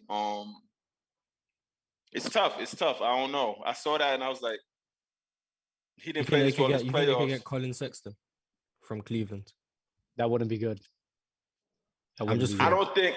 I think that's probably the You best. know they what's could do. crazy though? I think D'Lo fits better with Garland than Sexton do. I agree. Yeah, like I think that works. So if they think, I don't think Sexton would fit as well as D'Lo did with Cat and Ant Edwards, because Sexton's about a bucket. Like he wants to score, but good propositions. I don't think Minnesota should go for that at all. They should trade Cat for Rudy and let Donovan and Cat lose together. Yo, You don't like D Mitch? nuts. No, it's not that I don't like him. I just think Mars, what is this he's a D-Mitch loser. beef like for real? I genuinely have no beef. I with don't- Donovan Mitchell. I don't think Donovan Mitchell falls under the loser realm. Like I would put Cat under the loser realm. Mhm. Oh no, Cat's a Like, bigger loser. you bro. think They're CJ both destined to You lose. think CJ McCollum's better, bro? And I That's still. never been my argument. I just could play along with it. Oh, okay. I don't think it's as far off as you say, but I'd take Donovan I Mitchell. think it's very Last- far off. Last But one, neither and of then, them are great. last one, then we're going to get to you guys in the waiting room. Rudy Gay's never won a playoff series in his 15-year career. Craziest stat I ever seen. OD. Wow. He's Craziest stat I he's seen. played for some decent teams. So that's, Yeah, that's yes. crazy. Too. And he was on some, yeah, and that He was I nice, saw that. too. I see that. I was like, wow, bro. That was But my that's guy just- with Memphis in 2K. He was unstoppable, bro. I forget what year it Toronto. was. That goes to say when I say like not many people get put into that realm of who cares what you're kind of doing in the playoffs. Like a Tobias Harris. Like no one's gonna look and see what is Tobias Harris' legacy. You know what I'm saying? So for that, it was a crazy take based on who Rudy Gay. Like Rudy Gay is a good basketball player, and the teams he played for. But I'm like, out of the first round, never. But isn't that T-Mac was the same until he went to the Spurs, right? And then he got out of the first round with the Spurs. I mean, right? Rudy And then Gay's got only hurt. been to the playoffs 3 times. I just checked. He's only been 4 times if you include this year. Oh, Damn, really? He didn't even make it Yeah. out the first round with the Spurs. Yeah, so that's No. a nasty stat to even be putting out there then. That's a context bench stat because I thought I didn't know, but I thought Yeah, Rudy that's made grimy. the playoffs more times. That's He made grimy. it That's once- damaging Nah, to his Rudy- legacy for real. He made it once with Memphis, lost in 7 to the Clippers, and then twice in San Antonio, where they lost to the KD Warriors, and then they lost to Denver in 7 games. But I think Dell said it. Rudy really doesn't have a legacy like that. Nobody cares about. a Yeah, legacy. nobody. Like, Yeah. oh, people look when I at saw Rudy it, I was like- just like, wow. people look at Rudy. It's like, yeah, he used to get buckets back in the day, but it wasn't nothing crazy. I mean, it was crazy for us to see, but it wasn't like not like these guys that we see today, like a Carmelo or Paul George and anything like that. You know what I mean? Who Yeah, he put wasn't that out, that level. JD? Was that ESPN or was it just some crazy shit on Twitter? It's a good question. It's just here on the doc. Ron just put it up here. Empty stats guy, Morris. He's not that level of player for me to say empty stats, but Tough. All right. R. Clifton donated through the super chat. Happy birthday, Dell. We share a birthday. Wish you nothing but happiness and success, brother. Word, dope. Happy birthday to you. Happy birthday, R. Clifton. Let's start bringing some folks in. Oh, Cinco de Mayo's tomorrow. Q and A. yes, it is. I was Wow. like, goddamn, drinking a full-time job.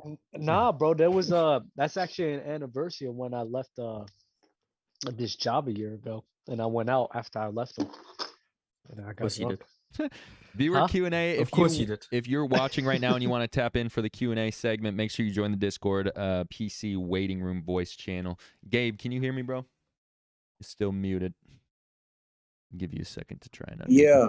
What up, Gabe? You. Hello. Yo, Hello? can you hear us? Can you hear? Yeah. Hello? Yo, no way Yeah. you're listening to the show audio. You're gonna be delayed. Gabe is Hello? selling right now. Are you listening through the Discord audio or the show audio? You're gonna be mad delayed if you're listening to the show.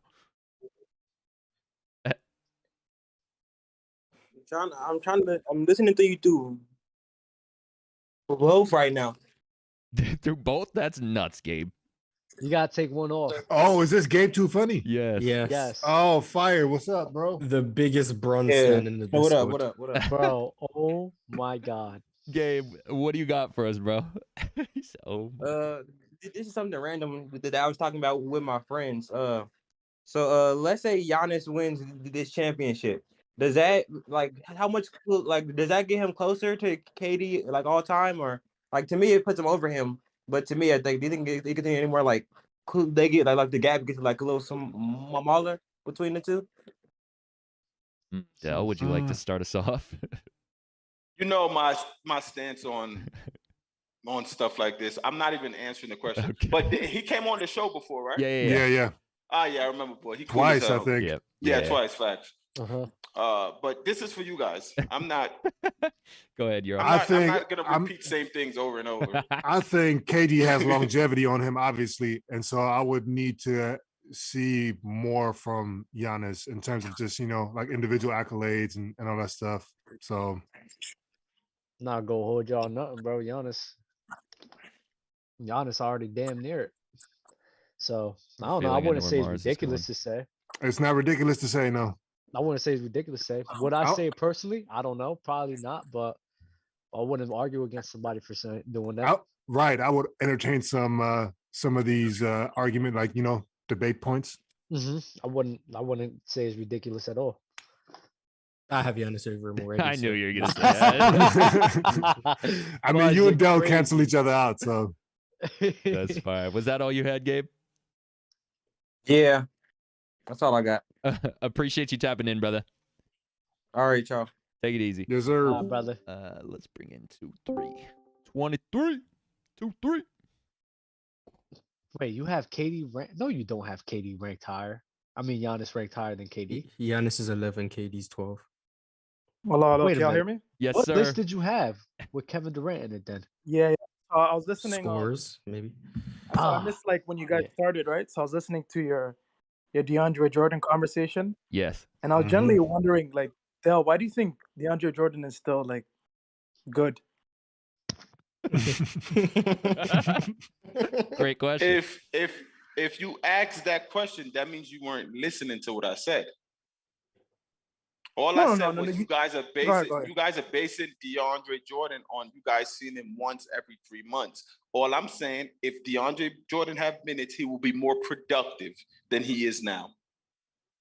That's it. Okay.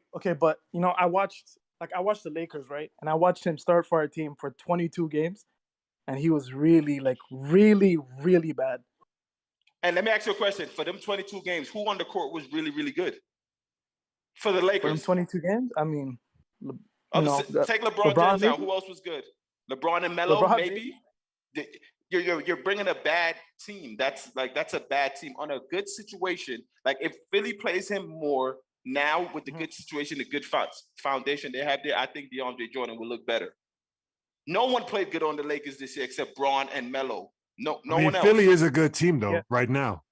But he hasn't been playing because of Joel Embiid. That's what I'm saying. So what are you going to say? What are you going to say if he just completely tanks? No, Joel Embiid is playing on Friday. His tanking is going back on the bench. All right. He's not going to be playing. Didn't they? Philly signed him to be the backup to Joel, didn't they? Sorry, yeah, but he hasn't been playing. He's not good enough. I mean, Doc Rivers said we're playing him whether you guys like it or not. So it seems to me that he's going to be playing. Okay, good. So come back to me in 3 more games, in 2 more games. Okay. I'll give you tonight I and definitely Friday. will. I got you. Fire. I'll give you 2 games. Thank you for I have a that. question for JD. I have a question for Yeah, JD. go ahead. Because I was listening to y'all talking about Mavs and Suns, right? Yeah. And to me, it was like, what I saw from Suns was like, oh, like, you know, we're just going to let Luka score his 40, whatever, 40, let him go off. And then we're going to shut off everyone's else water. Right. And then when I look at, like, you were saying, like, Jalen Brunson, I'm like, this is a different series for Jalen Brunson. Like, he's getting guarded by a bunch of wings, like Cam Johnson, Kel Bridges, Jay Crowder. You know, so it's gonna be tough for him to get off like he got off on Utah. So for sure. No, I agree. I don't think it's going to be easy, but he has the ability. That's all I'm saying is there are several players on that Mavericks team offensively that have the ability to not only score the basketball, but they can also play make. They're not just guys standing in corners or on the wings and their hands are tied. This is a different team than we saw from last season. You have guys who are stepping up and shooting the ball better than they were last season as well, at least from the first playoff or the first round and this first game and hopefully tonight. And so when I'm looking at this Mavericks team this season and what they've been doing and if they continue to roll, I just see them being able to beat this Suns team. And sure, there might be a little bit of bias in there because obviously I want them to win. But if I'm actually looking at it through a lens of just strictly basketball and looking at the matchups, this is going to be the second toughest matchup for them. And then if they make it past this, then likely the Warriors. It's going to be probably the toughest. Actually, I don't know. The Suns might match up better defensively than the Warriors. I don't know. Y'all not winning, Jay. But anyway, Warriors in 4. Anyway, yeah. So that's where I'm at with it. But thank you for the question. Dub, you think your Miami Heat gonna make the finals this year? Yes. What you think? Yes. And I hope The Milwaukee makes it so that we can beat them. You hope Just who so makes you it? can say you were right. Milwaukee, about the Giannis. Bucks. Yes. Yes. Oh, the Bucks. I the Bucks. think. Okay. Yeah. I think Yeah. Miami's No, making it like 100%. Who do you got in the finals? Who do I have in finals? Yeah. I'm gonna say Warriors and Bucks. Who do you have winning it? I'll say the Bucks. Fire. Bad take. He said bad take. What'd you Hey, say? Why do y'all think He that said bad Giannis? Why do take. you Hey, guys? I appreciate you I have tapping a in, brother. question for you guys.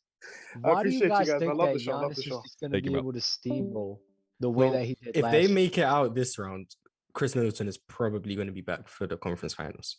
But like this is why it's hard for me to go with this because let's keep it real. Like I'm not negating Giannis for what he did last year. No, I'm not saying, but I have to put everything in context. When we see everything last year, he was able to steamroll his way past the Phoenix Suns off of his pure dominance. I don't see him being able to do that against Miami. I don't see him being able to do that against Boston, especially. And I for damn well sure don't see him doing that against the Golden State Warriors. Yeah, neither do I. Warriors in 4. Exactly. So maybe the Phoenix Suns, if it's a rematch, yes. But Warriors in 4. I don't see how I just don't see how the Bucks are making it to the championship, bro. Honestly. They face an Atlanta Hawks team. The Trae Young, you hate. You hate Trae Young, bro. I don't hate him. He's just not good. They face who else did they face? Kevin Durant Warriors with no James Harden, Nets, no Kevin Kyrie. Durant Nets, I mean yeah. Nets, Kevin Durant Nets. So it's like when we really look down, it's like, bro. It was mid. That's what you're trying to say. It was mid. It was mid. Give credit for him winning that ring and everything. When I sit here and look at what this year is bringing, this is a crazier road that's in Giannis's path than it was last year. Oh, I wouldn't be crazier. surprised if the Bucks don't make it. Like if the Heat win, because the Heat are beating Philly. Heat are basically in the conference finals. That's guaranteed. If the Heat beat the Bucks or the Celtics, I wouldn't be shocked. Same, like for me, Bucks, Celtics, Heat. any one of those Sure. three teams can make the finals. Like, I don't know which way it's gonna go. I'm personally predicting the Bucks based on the fact that they have the best player of the three teams. That's my only reason. I need to see how this Boston series unfolds, but I do think it can go anyway with all of those teams. Hey, Sturdy, what's And good, bro? Phillies. Yo, salute everybody. You can hear me? Yes, sir. All right. Just got a two-part question. A friendly. Let me get a friendly one first. Yo, JD, when you eating that mayo, man? Sorry, can you repeat that? He said, when you eating that No, I mayo? The mayo.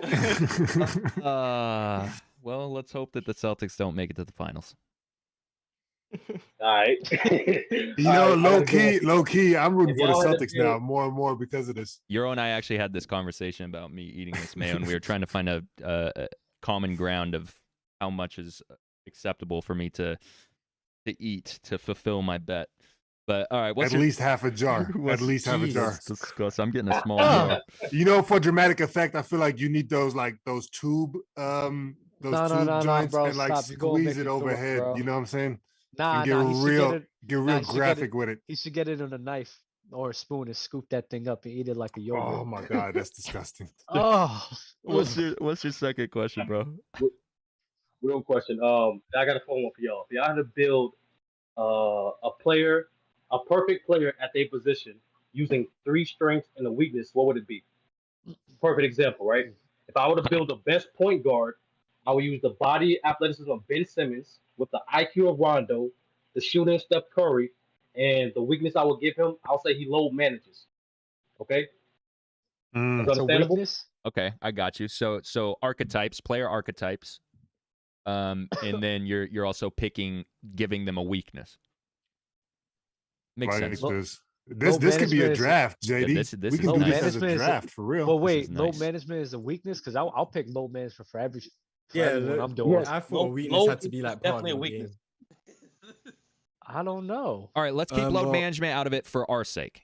For our sake up Yeah, here. yeah. A center with If I had to Jokic take low passing. management out of it, I would say he commits high turnovers.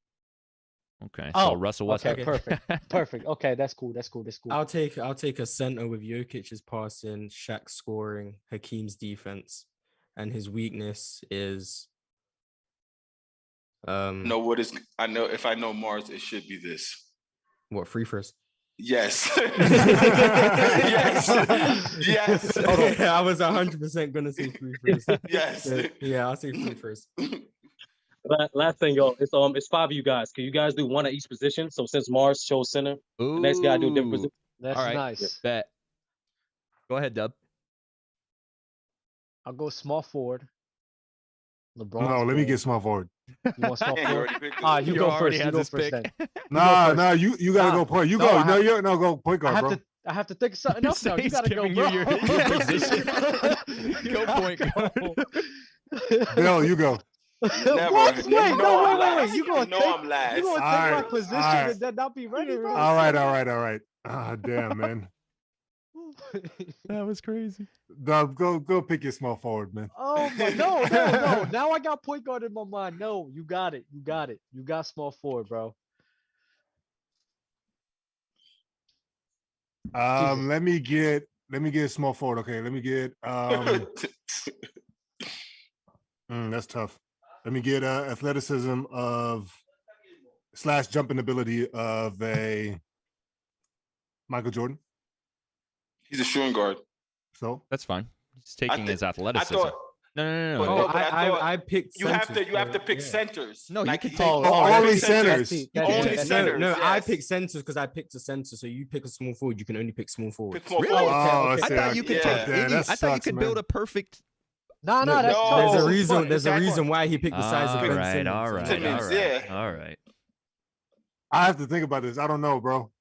Oh Jesus Christ. Wow, My bad, Dub. My bad. All I right, fucked the whole I'll vibe up. go. I'll go. Cool. I'll take. I'll go ahead, Dub. Okay, you got it. I got PG. I got Ben Simmons' size. What do you have for That's- PG? No, point guard. Point guard. Point Point guard. guard. Oh, okay, my fault. I I got have point Paul guard. George. I got Ben Simmons' size, right?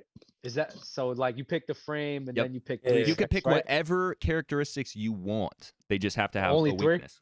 3 characteristics that are good in Ben the week. Simmons' size, Steph Curry shooting.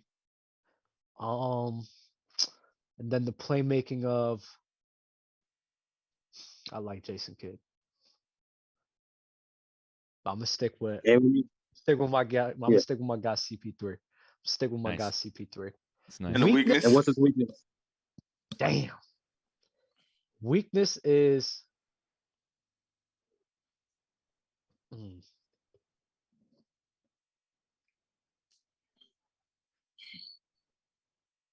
Yo, weakness JD, you gotta is make yourself draft one day. You got to Huh? one day. Yeah, we should for sure. Make it a nah. draft. This is tough.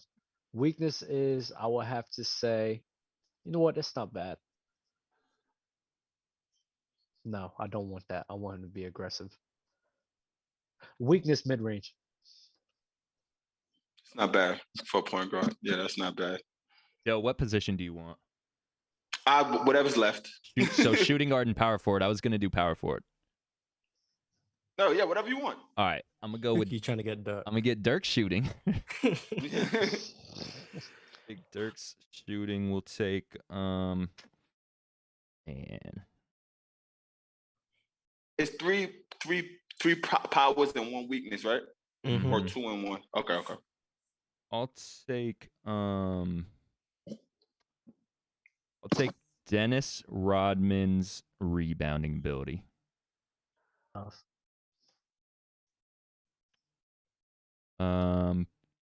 Give me is Jokic a center? Yes, he is. Give me Bro, I'm trying to think of all the power forwards now. Oh, you know what? Give me Boris Diaw's playmaking.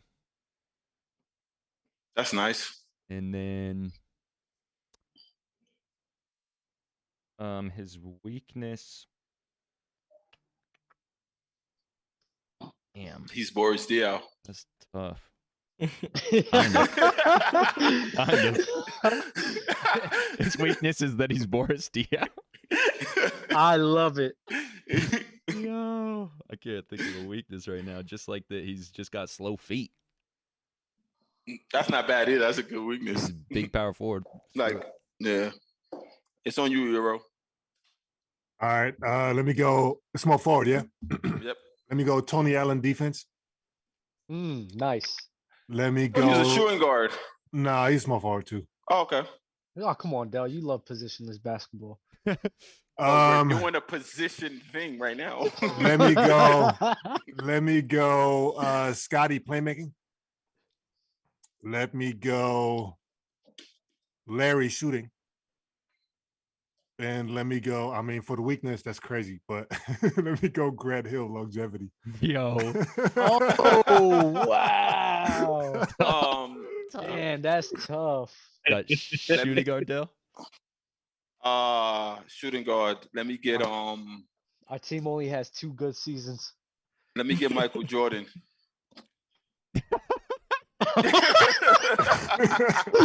There's no way. That's fire, bro. Dale. And what's his weakness? For everything. For What- every single thing. so Just what- give me Mike. What is Mike's weakness? Gambling. Gambling.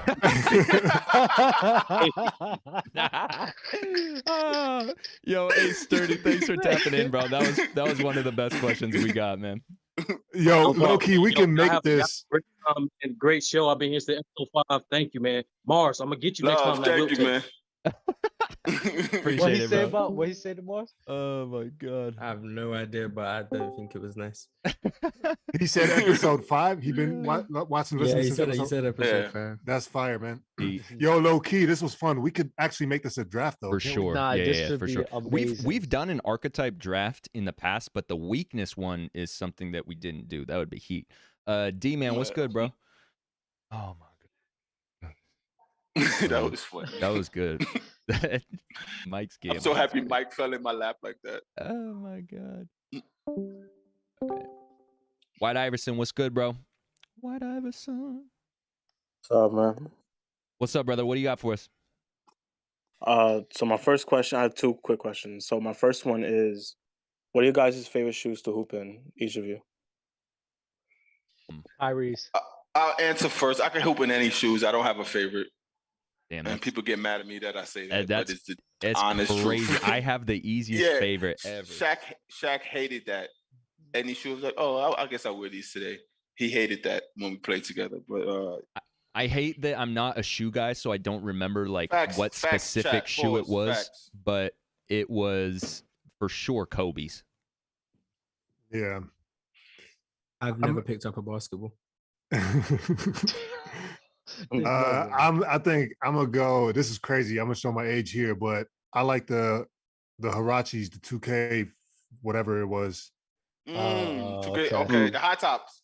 Yeah, those were fire, man. When they first came back, like after all them, with the Velcro strap on the inside and stuff, those were fire, man. Yo, I don't know what's wrong with me, but when you said I'm gonna show my age here, the what immediately popped in my mind was Converse. I really thought you were gonna say Converse, bro. Yeah, because I was born in the 40s. You thought Euro was 90 years old. Bro, it came. I don't know why. It just went bing, Converse. What? What's your second question? So what was the moment that made you guys fans of your favorite team? Growing up in New York, man. That's what did it for the Knicks. With me growing up in New York, being a John Starks, Allen Houston, after Starks type of fan, 94 run. That's it. Just, I guess, being in New York, you didn't have that much where you could watch all the games at the same time. You just stuck to what's home. So New York, Yankees, and Giants being home, you see that on TV all the time. That was it for me. When I was at my grandmother's house watching on the little plasma screen TV, the Miami Heat win the championship in 06. Bandwagon fan.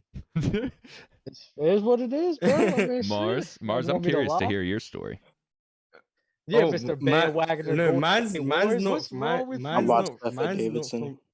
mine's not from watching the Warriors. Mine's from playing 2K14, and Steph was the only one that could make the threes. So he was on Golden State, so I was like, oh, I like this guy because he could shoot all the threes. I tried using Miami LeBron, but what were you, 8? 2K14. That's what we're 2020. 2K14 is only 8 years ago. Only 8 years ago. 11. Wait, how old are you, Mars? 11. He's 19. Oh, 19. That's crazy. Oh, I keep telling people he's 17. Wow. I swear. 19. I was talking to EP. He's like, yo, how old is Mars? I said, bro, he's 17. Boy, like, genius. Oh, yeah, that makes sense. That makes sense. Euro, you don't have. You've said. That's what he said. You've said this several times. You don't actually have a favorite organization. Me? Or do you? No, I don't. I mean, same with Dell, though. I was born overseas, so but my family is from Tennessee and Indiana. So I was, fake rocking with the Pacers for a minute with Reggie Miller and them. Yeah. But yeah, not really though. Do you have a favorite team at all? I don't even have a favorite player, bro. He's just for the game, bro. You just hate Patrick Beverly. Oh my God. How many times are you gonna say this? When I was he wants this to be a thing so bad. He wants it to be the same thing so bad. You're trying to make fetch happen, Dub. When I was 14 years old, that's when I really started, or 14?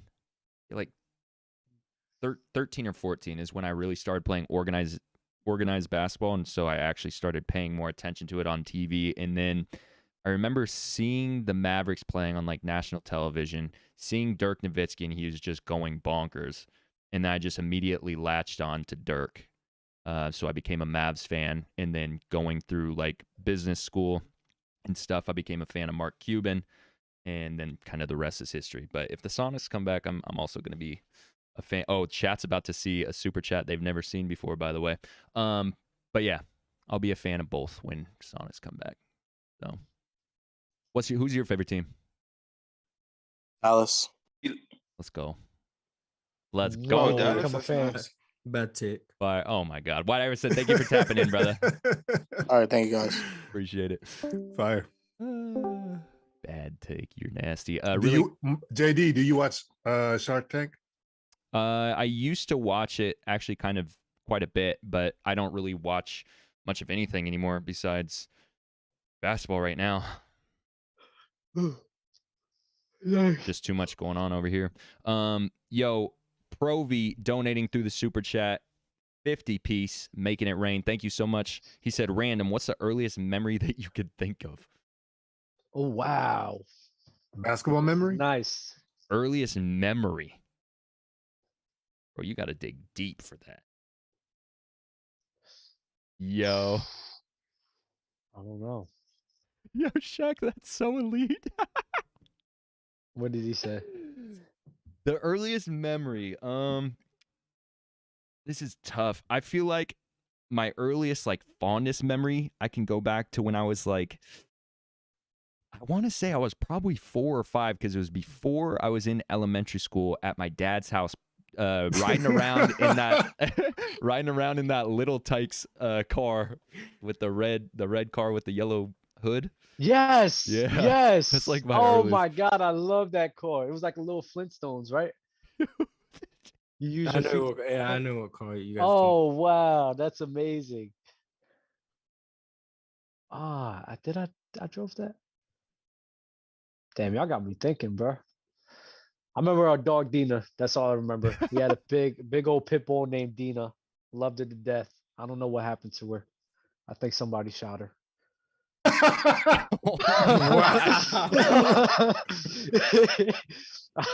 What? I don't know what happened to her. That is bro. crazy.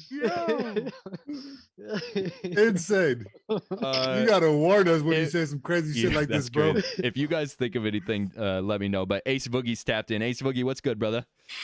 I wish Yeah, this could can have y'all hear popped me? up on the screen what Shaq just sent for the people. Oh, Heat. Did you do it? No, I didn't do it. What's good, Ace Boogie? Sorry about that. What's up, JD? Can y'all hear me? Yes, sir. Loud and clear. Bet. Yo, listen. Give me y'all's opinion on Rudy Gobert.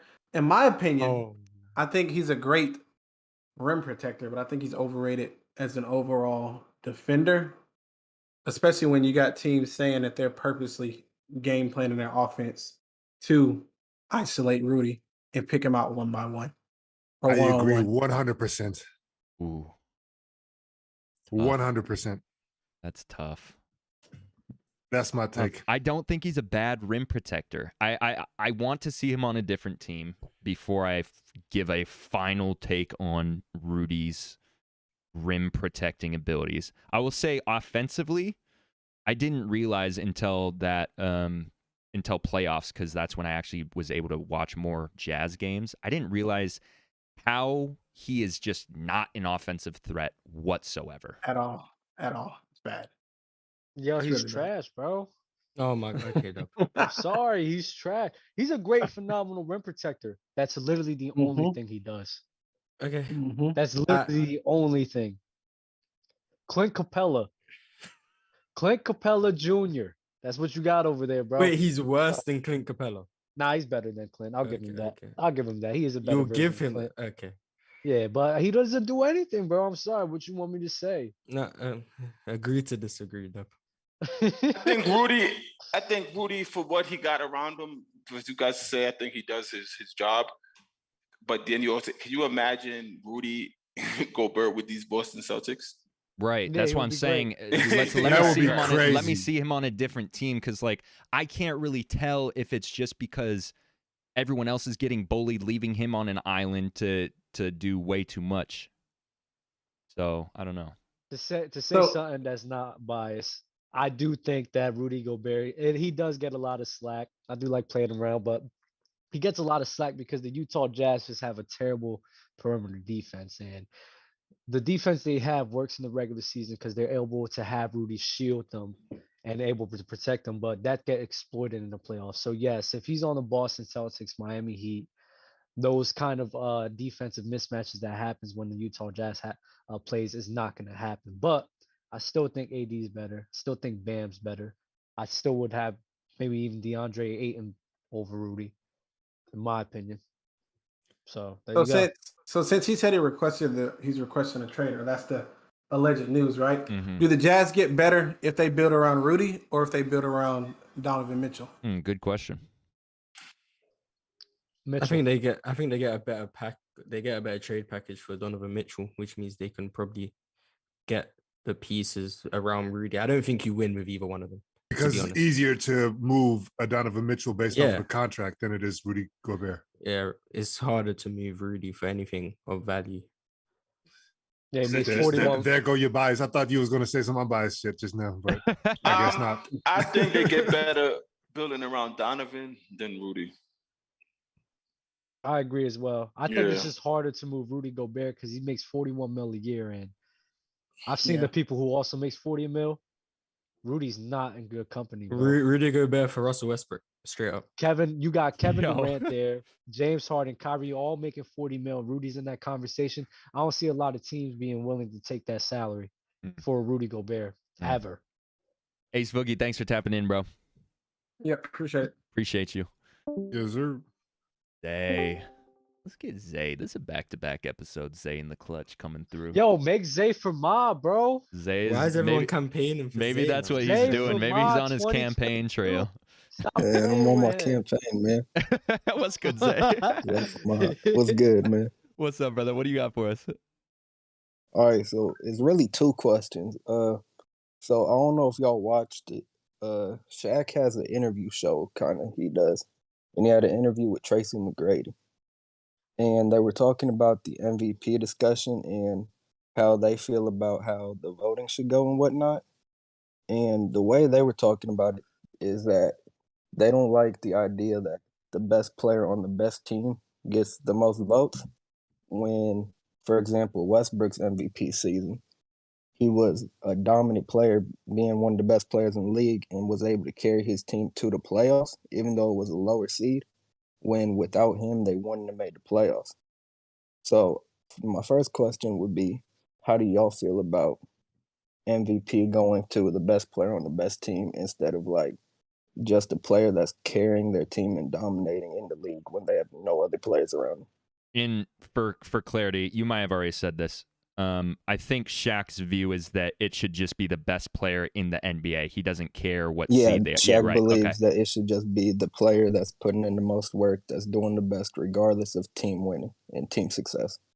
Got you. Or Dell, you want to kick us off? I think it's more so. I just feel it should be. It shouldn't be like it should be a playoff team. That's my. It should be from 1 to 8. It doesn't matter if your team makes the playoffs or in the playoffs. Then from the MVP should come from one of those 16 teams, not necessarily the top 3 teams of each conference. It'd be out of those realms, other than the one-off, as in Russell Westbrook, et cetera, when he had the triple-double, because it is most valuable player, and it's hard pressed to say that you like it happened this year, like with the Phoenix Suns, Chris Paul being out and Devin Booker being out. But that team concept over there, it's like they lost one of their main guys and it was still flowing. So how can you say one of those players are more valuable than, let's say, an 8 seed with just one player that's willing them to that 8 seed? But based on the criteria of the past is why I would say, that's why I would say, why is Devin Booker not getting more votes for this year? Because based on the criteria of the past, that's who all you guys were saying was the MVP. So I think I don't think a last seed player of a person averaging 30, like a la like Bradley Beal, but they did make the playoff, but before they was in the playoff hunt, should be up for consideration for MVP. It should just come from the 16 teams and the best player out of those that's having like, yo, this is the MVP. Like that way, not Shaq thinks someone on that a team won 8 games, but a person is killing crazy should get MVP. I don't fully agree with that way. But a playoff team contender, a playoff team with the player like really like dominating, like doing his best impression of Michael Jordan. To your point, I think that because there's separation in most valuable player and then who's the greatest player or the best player in the NBA. They're not necessarily synonymous. Right. I think right. it's still... right. It's not. I don't think it's one of my friends, he thought it was so. Of course, Bron's the best player. He won MVP. I always used to say to him, bro, it's been a lot of times in the NBA, the best player in the world have not won MVP. Right. They say Joel might win this year, but not many people, no one up here thinks Joel is the best player in the NBA. Right. You know what I'm saying? So it happened. When Russ won it, Ron no one might. thought Russ was the best player in the NBA. I don't know. Ron changes like a light switch. He's a revolving door. Oh, it's ridiculous. Who plays tonight? Whoever plays tonight that have 35 points, they're the best. If Jimmy Butler, I told y'all Jimmy, top 2 shooting guard. It's Ron just it's Ron. Ron, I'm sorry. I did not mean to turn you into a punching bag. I love you. Dub. I think Dell, I'm in relation with what Dell's saying. You do have to make the playoffs.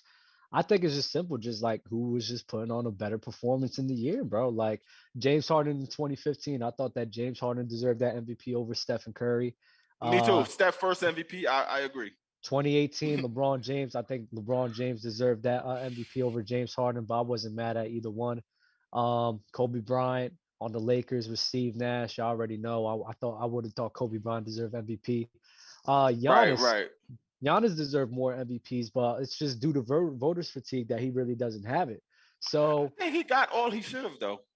The third year when he won back-to-back, the third year last year, didn't they give it to Joker? That was last year. That would have been last year, I believe. Yeah, I think Giannis should have got it. In my opinion. Yeah, that's a tough one. That's a tough one. But all I'm saying is my problem with the NBA is a lack of consistency. I will respect it more if you guys were more consistent, but now it seems as if you guys are switching it up with the Russell Westbrooks and Jokic. So now it's like now you're going more towards, all right, who's just having a better performance. So if you're going to have that all across the board for future references. But don't keep switching it up. Don't keep switching up just because you feel like giving it to this guy and not this guy. You know what I mean? Because Devin Booker, by your criteria, he should belong up there. Yeah, he should be, right. Exactly. So it's like it just doesn't make sense. Euro or Mars? Yeah. And my second question actually has to do with one of the MVPs. So Tracy McGrady was talking about how in 2003, when Tim Duncan won the MVP, he was talking about he believes that he should have won it because he was on the team with that Magic team where there was no other All-Stars, and without him, they would have been, I believe he said, a top 3 pick or at least a lottery pick. Who, T-Mac? T-Mac said that, and that Tim Duncan was on a team with 2 other All-Stars. And he was putting up 30, I believe it was 32 points that year. That's generally my stance too. When I look at MVP, I look at the actual word, the abbreviation of it. It's most valuable player, and it's the most valuable player to the team.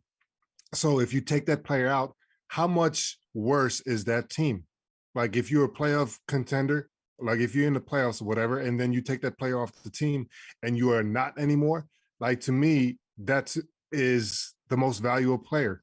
And that doesn't have to be the best player, you know, to kind of like sum up the first question as well. So that's idealistically speaking, of course. So by that definition, yeah, I guess T-Mac has a point. I can't really speak on that because I don't remember what he did in 03, but if that's actually facts though, then yeah, I can get behind that. I'm going to respectfully disagree with T-Mac 100%.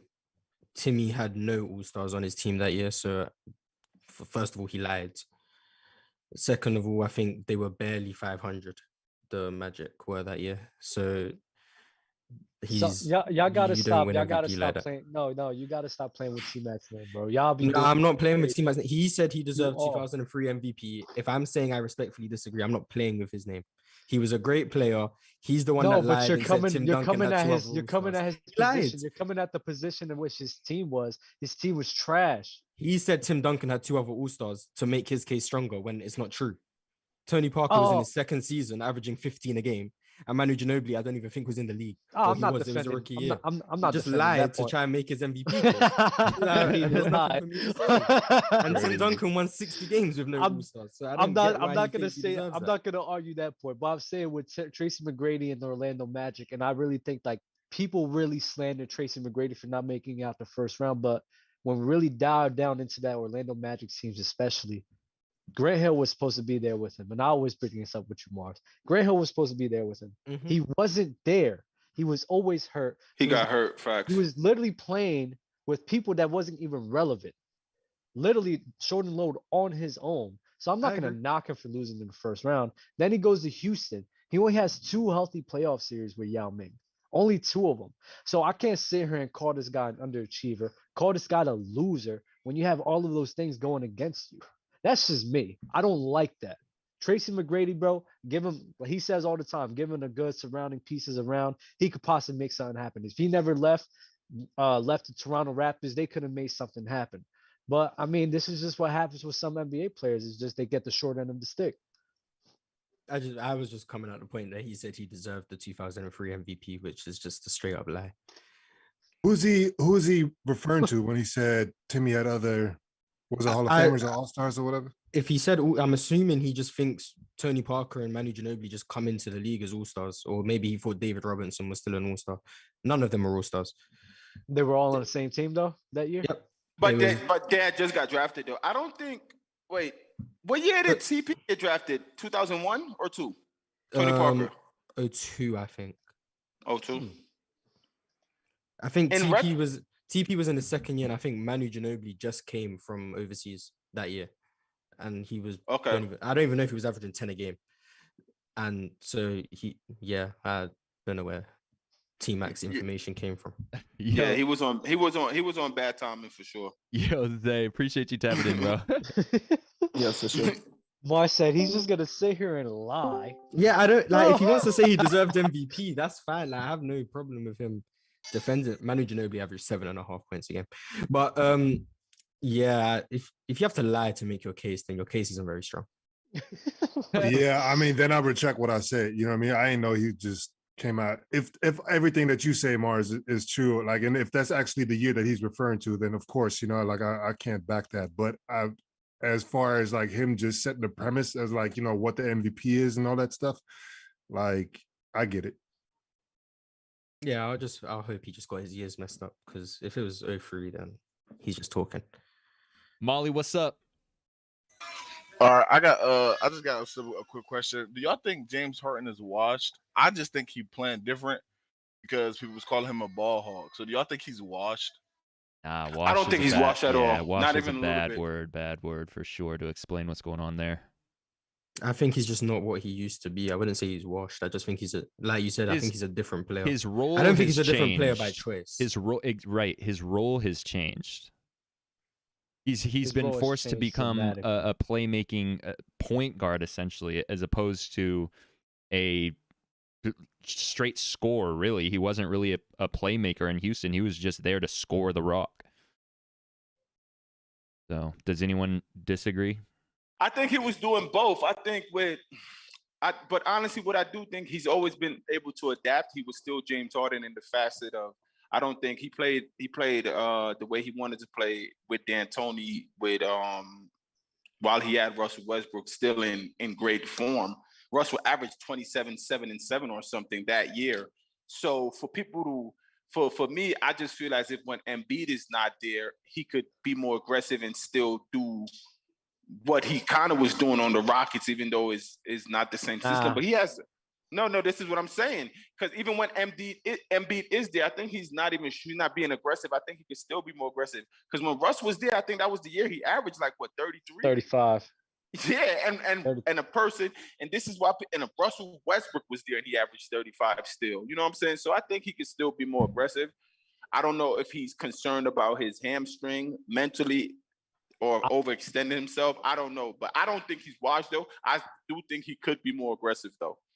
I think it'd be more aggressive. I don't think he'll ever be Houston Rockets James Harden again. He's just out of shape. Tough. All right, thanks. That was my only question. Oh, for All sure. Right, thanks. Appreciate you tapping in, bro. Out of shape though, dog? He looks out of shape. Yo, VVS, what's good? Yo, what's up? How y'all doing? Chilling, bro. How are you? What up? I see him huffing and puffing in that fourth quarter. All right. So my question is, do you think Steph Curry is regressing? Not in a point where like he's not as good as he used to be, more of like athletically, like along with like LeBron. We all know LeBron regressed. He just handled it well, like because I mean it's LeBron. He's like the GOAT, arguably the GOAT. So do you think any other players like has regressed? And let me ask you a question before I can't answer that question. When did Steph show you his athleticism?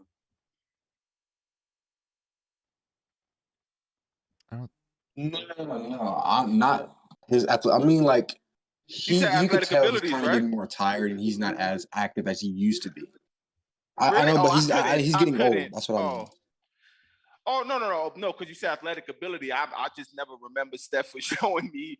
I think he just, with Steph, he is either bonehead playing his brain where he has a turnover or he's missing the shot.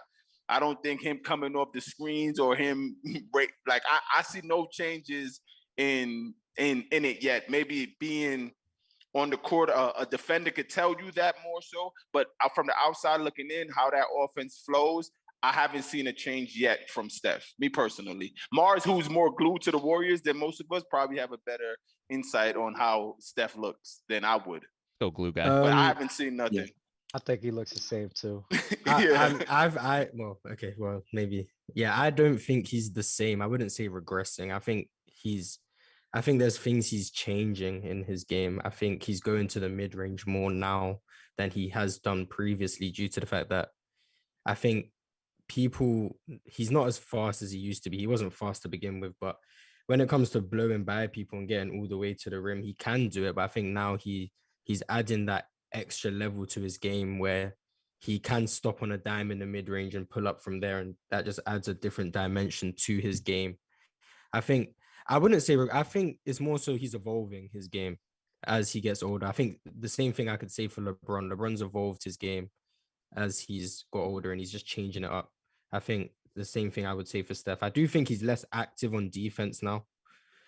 Like, really? Less active? No, passing lane. In the regular season, I'd say he's less active. Oh, okay. In the postseason, I think he keeps up with his activity. I think he doesn't gamble for steals like he used to. And I'm not saying that's a bad thing or a good thing. It's just something he doesn't do as much. I think he has less burst around the rim, but I think he's making his way around it because his game is so predicated on skill.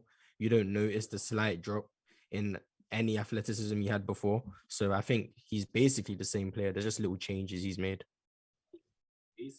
Yeah, that's why I kind of like not compare him to LeBron, but like I kind of seen the same in LeBron. Like LeBron used to get to the rim a lot and shoot those fadeaways, and he still kind of does it. But that's why I think he implemented his 3-point shot a lot more this year. And I feel like he shot the most threes in his career this year because of his athletic regression. Not that it was a lot, but that it was like a little bit of amount where he had to kind of adapt to a different side of his game. You know what I mean? I agree. Oh, yeah. Okay. Yeah, I could see that with Braun in terms of because Braun, you could see a regression in Braun athleticism because of he's a freaking train. Like he was, it was so for now you could like really notice it just with Steph. Maybe more so if Steph wasn't in that system of the free flowing and the ball moving, you could see more of Steph on ball and seeing how a defense could guard it because I don't think they stopped guarding that system ever, like with Steph Curry on the court now, or because he's going to be in shape to do what he knows he could do, which is run and shoot. Okay, like because it's kind of what I forget his name, but what he said the last dude that spoke, like with Harden, I felt like he kind of regressed a little bit, and he had to switch his role. You know what I mean? Mm-hmm. But I don't see Steph really switching his role. He's probably maybe making slight tweaks to it because of like the emergence of like a Jordan Poole. But I don't really see, and maybe trying to get Clay more involved in the offense. But I really don't see Steph regress, like as a player, as a basketball player. I don't know if regress is the word. Wait. Maybe a evolution. He's different for sure. Yeah, He's probably evolution for could be a sure. word, but I don't know about regression. He's probably different for sure because again, you got Clay coming back. He wants to be feeling involved in the offense. He want to get his legs under him. Jordan Poole is balling, so of course Steph is unselfish. So he's not going to be like a couple years ago when he's over there playing crazy to make his team relevant. Just don't see that happening because it's a different situation. Okay, and one more question: do you guys think last year Steph, if his team was in a higher seeding, deserved MVP over Jokic? He'd have to be a top 3 or 4 seed, and I think if Steph was fifth, if Steph was 5th or 6th seed, he'll have more votes for sure. He probably would have won. Yeah, he would have won if he was a 5th seed. He wouldn't have got my vote, but he was top 3 as a play-in. So if he was fifth, yeah, he would have definitely had another MVP on his belt. He would have. Fire. VVS, appreciate you tapping in, bro.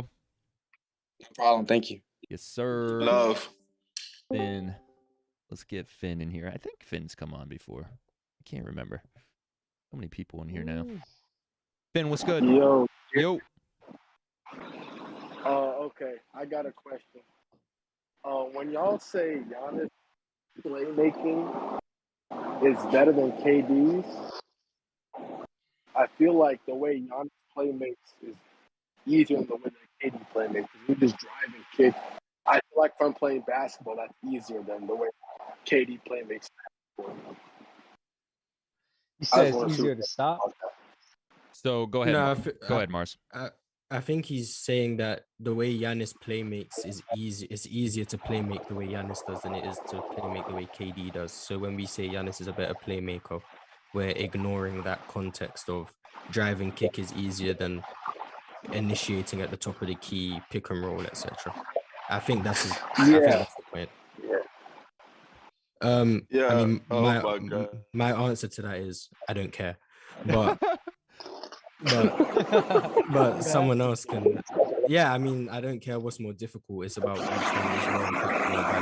Oh shit, Finn, that's crazy. How do you measure? JD, do you look what I sent in the chat? How do you measure impact on playmaking? You just look at you look at the quality of shots that someone's generating for their team. And wide open shots. I've seen Kevin Durant generate wide open shots. I've never in life said KD doesn't generate shots. Well, how do you measure? But how do you measure the impact? Like, how do you even measure that? How do you measure the impact of somebody's playmaking? Is it wins? No, there's stats, but I don't want to go to a crazy stat world. I'm just gonna say there's stats, and then you're gonna ask what stats, and then you're gonna say you don't care about stats. I'm just gonna go in a circle. So there's a stat that measures the impact on playmaking. There's stats that measure how much someone's playmaking, and then there's plenty of stats that measure the impact of someone on a team's offense. And that would encapsulate a lot of playmaking if that's what someone's doing. Yes. Yo, Finn, my bad. I had to mute you because it sounded like you were going through a wind tunnel, but I'm gonna unmute you really quick. Yeah. Did we answer your question? Yeah. Yo, Dub, look what I text you. You got 10 minutes. Yo, come on. Sorry, go ahead, Finn. Yeah, I was at work and I'm outside. The fan was on. My bad. Oh, you're good. Oh, and can I say my last take for Dell when I was on last time? Yes. Dell, what you think about Larry Bird's modern comparison to Joe Ingles? Because I think it's real close. This was him that said that. Wow. I think it's a no. I'm not gonna get nasty. I think it's a disrespect to Joe Ingles.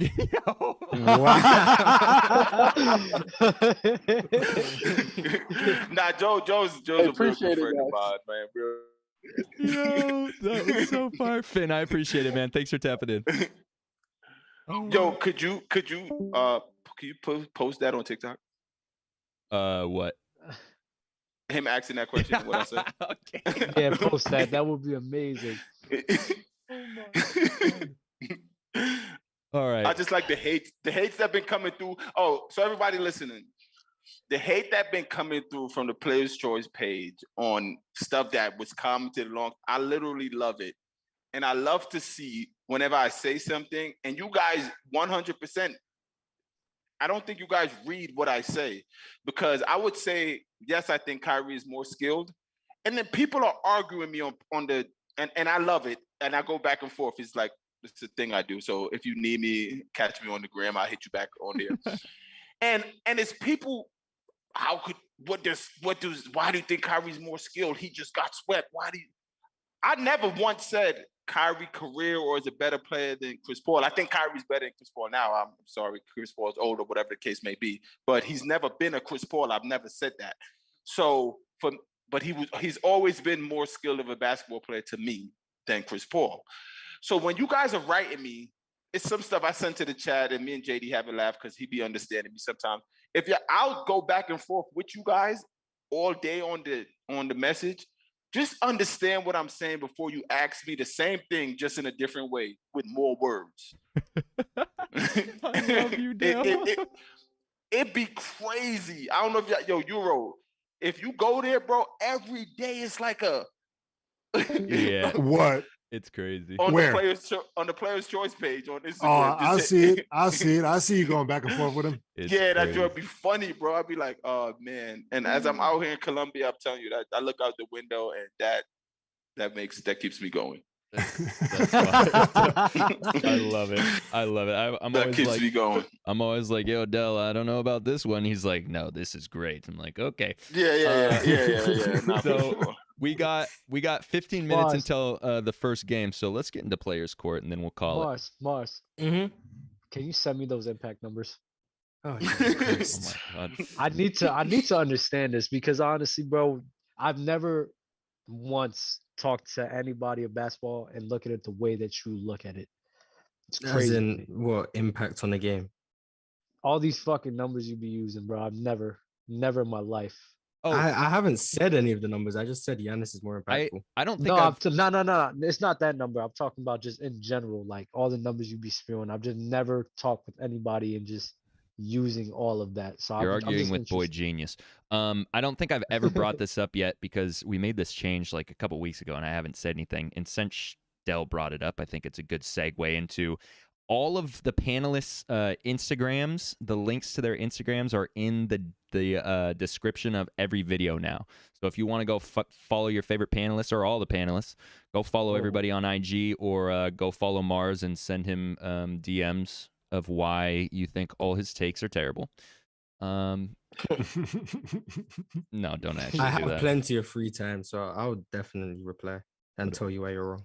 That's fire. I would like to say give a shout out to let me read it off the list. And I apologize. I haven't really been answering on my Instagram messages for a lot of Dub's people. too big Hollywood. Yeah, but- Okay. No, it's not that. I I've just respond to been- everybody. Ever since that one guy ran up on him in LA Fitness, he was like, "Yo, I'm too big." He's to, like, you know. I don't even read these Bro, anymore. because what happened, I had people messaging me for like days ago, and it took me days to respond. But Enrique Tolliver, Giovanni Bog, David Campbell, Ian, Laverne J, I don't know, Yusuf, too cool. Appreciate you guys for real, bro. Y'all great, y'all amazing. Love talking basketball with y'all. Greg John, from the sideline, G Baby, all you guys, bro. Appreciate y'all. Love is love. Gabriel, too funny. You too funny, bro. Love Gabe. Fire. All right, chat. I need an order. Mars, Dub, Euro, Dell are up here today. Give me an order with those panelists so we can get this started. We doing players court? We're doing players court, and then we're gonna go watch these games. Facto. Go. Let's So get it. flew I'm gonna go by. outside, walk around Colombia real quick. I go to my brother's house, bring some Coronas. How is it, Dill? Oh, it's love, man. Can't complain, brother. Can't complain at Yeah. all. Can't complain. Good weather, solid situation. I ain't never been to Colombia, man. I know it's Yeah. beautiful though. Yeah. One thing about Colombia, and I can say this though. This is for the dub people. Mm-hmm. So type of lane that it is. I know where you're going. This is gonna be crazy. Every woman here For sure. has got their ass done. Stop. For sure. I did not know that's where it was going. 8 out of 10 females you see here has got it done. That's crazy. That's crazy. And the fact of the matter is like, It's cheap over there.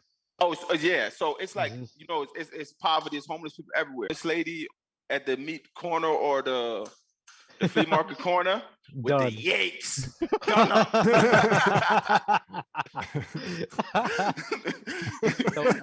So when a lot That of is people crazy.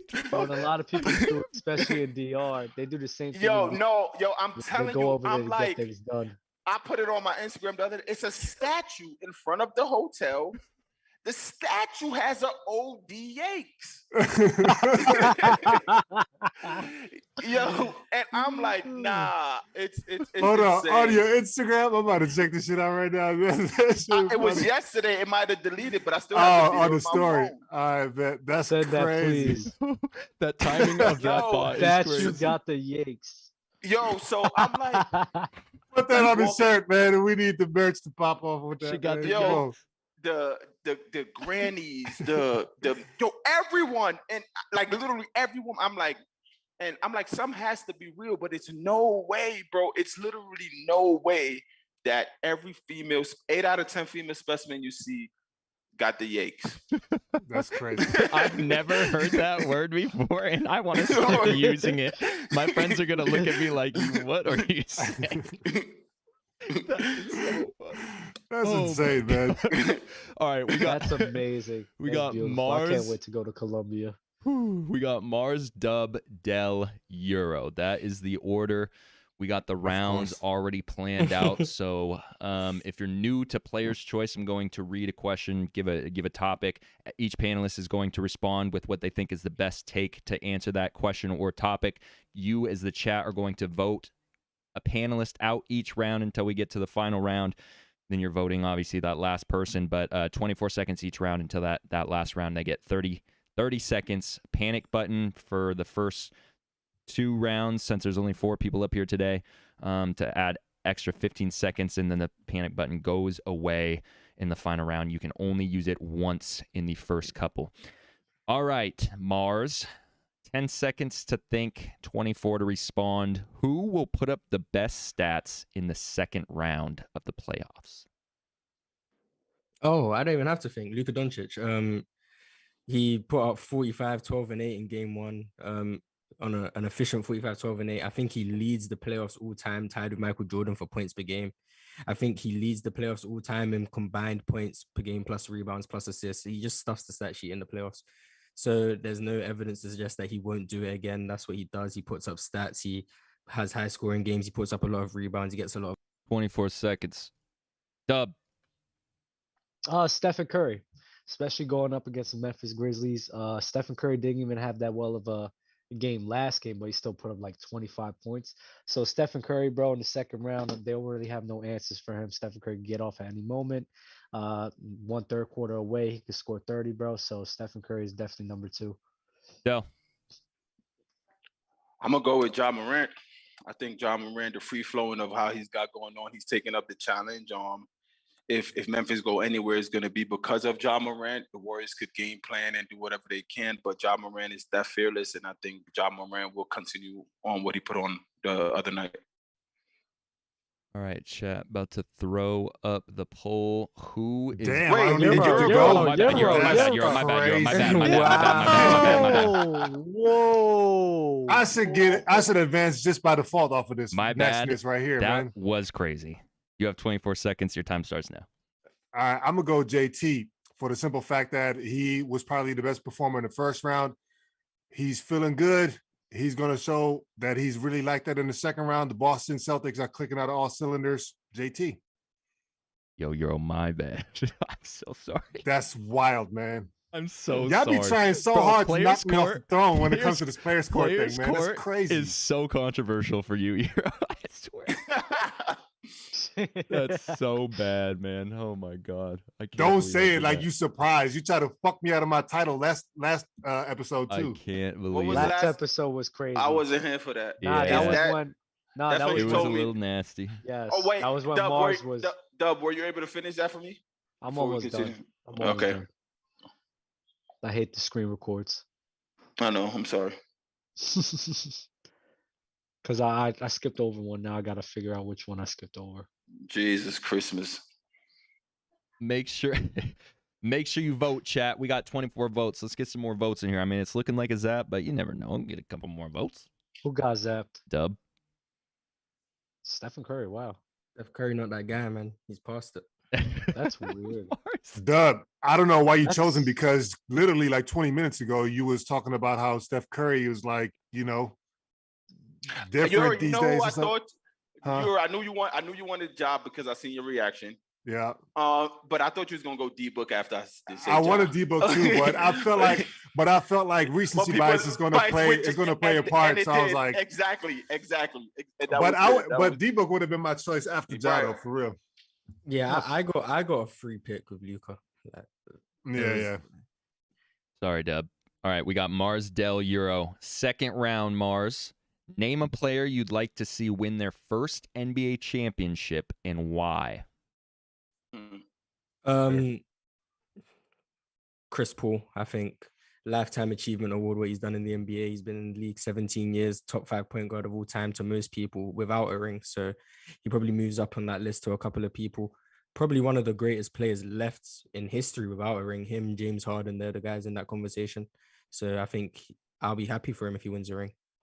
Dell. James Harden.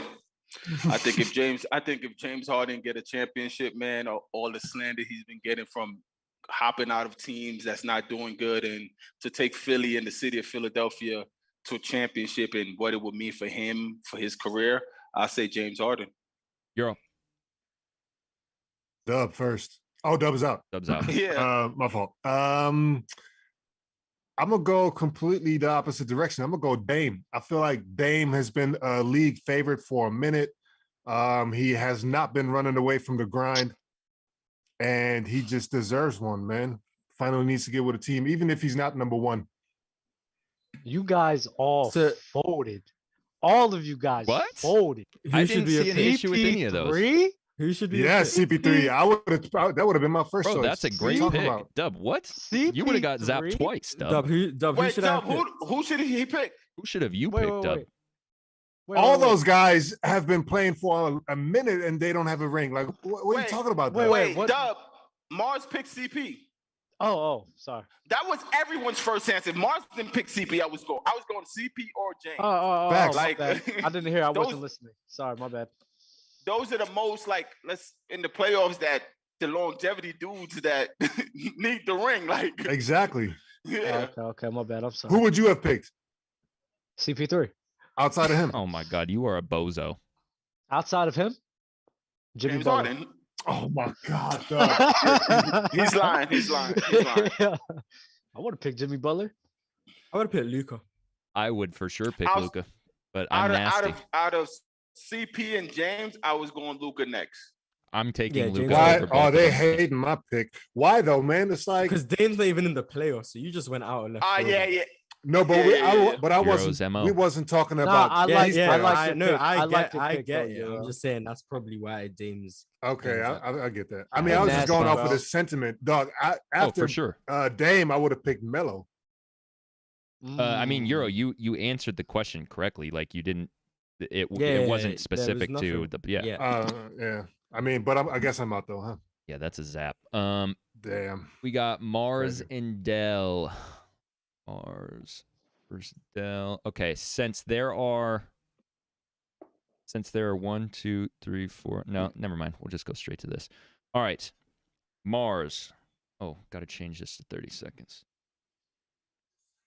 Wilt Chamberlain versus Bill Russell. Choose one and make your case for who's the better player. Wow. Okay, well, that's Bill Russell easily.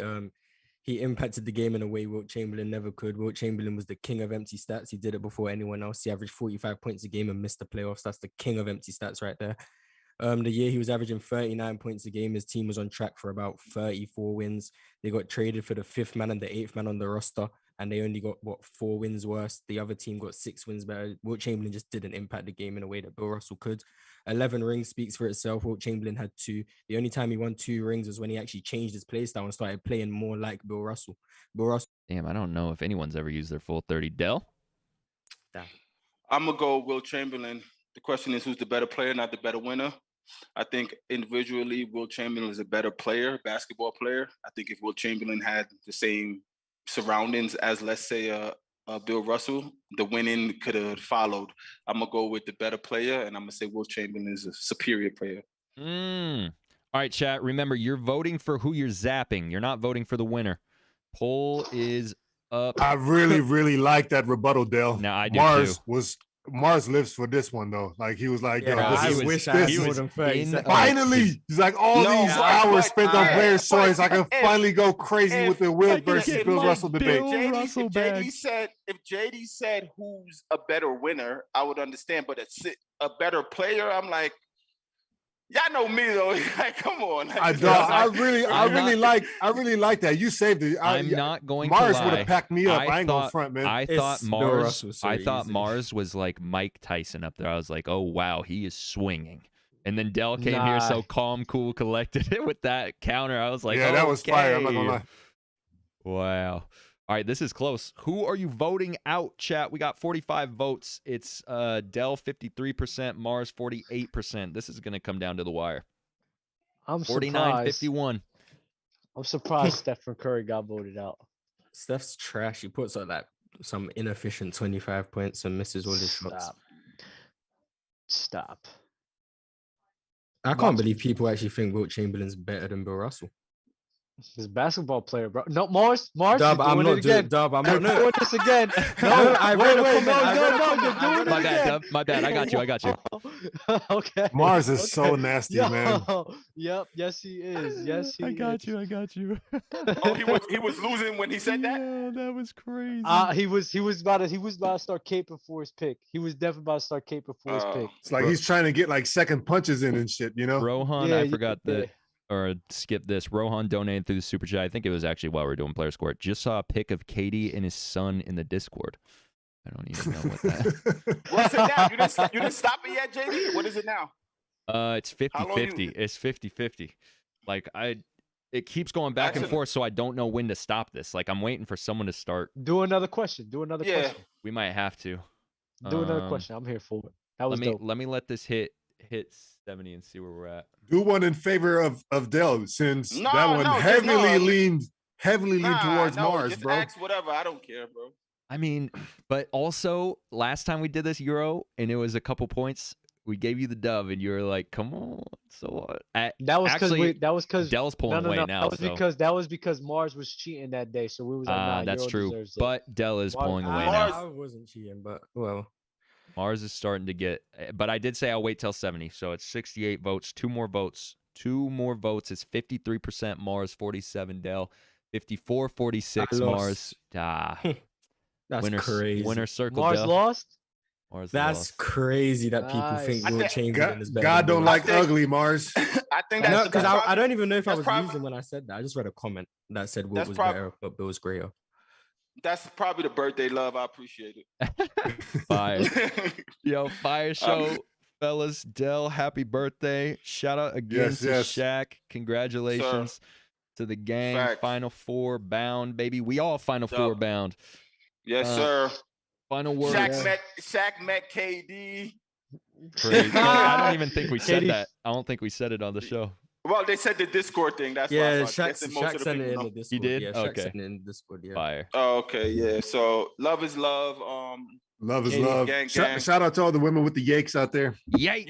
Yo, Columbia. I'm gonna send some picture in the Telegram if I see anything. I'm gonna send it in the chat, and they're gonna throw it in the Discord. Y'all can see the Colombian yakes. He's looking at some right now. Look at him. God bless. Look at the look face. Look. Yo, I'ma holla at you guys, man. Love. All right, brother. All right, bro. Peace out.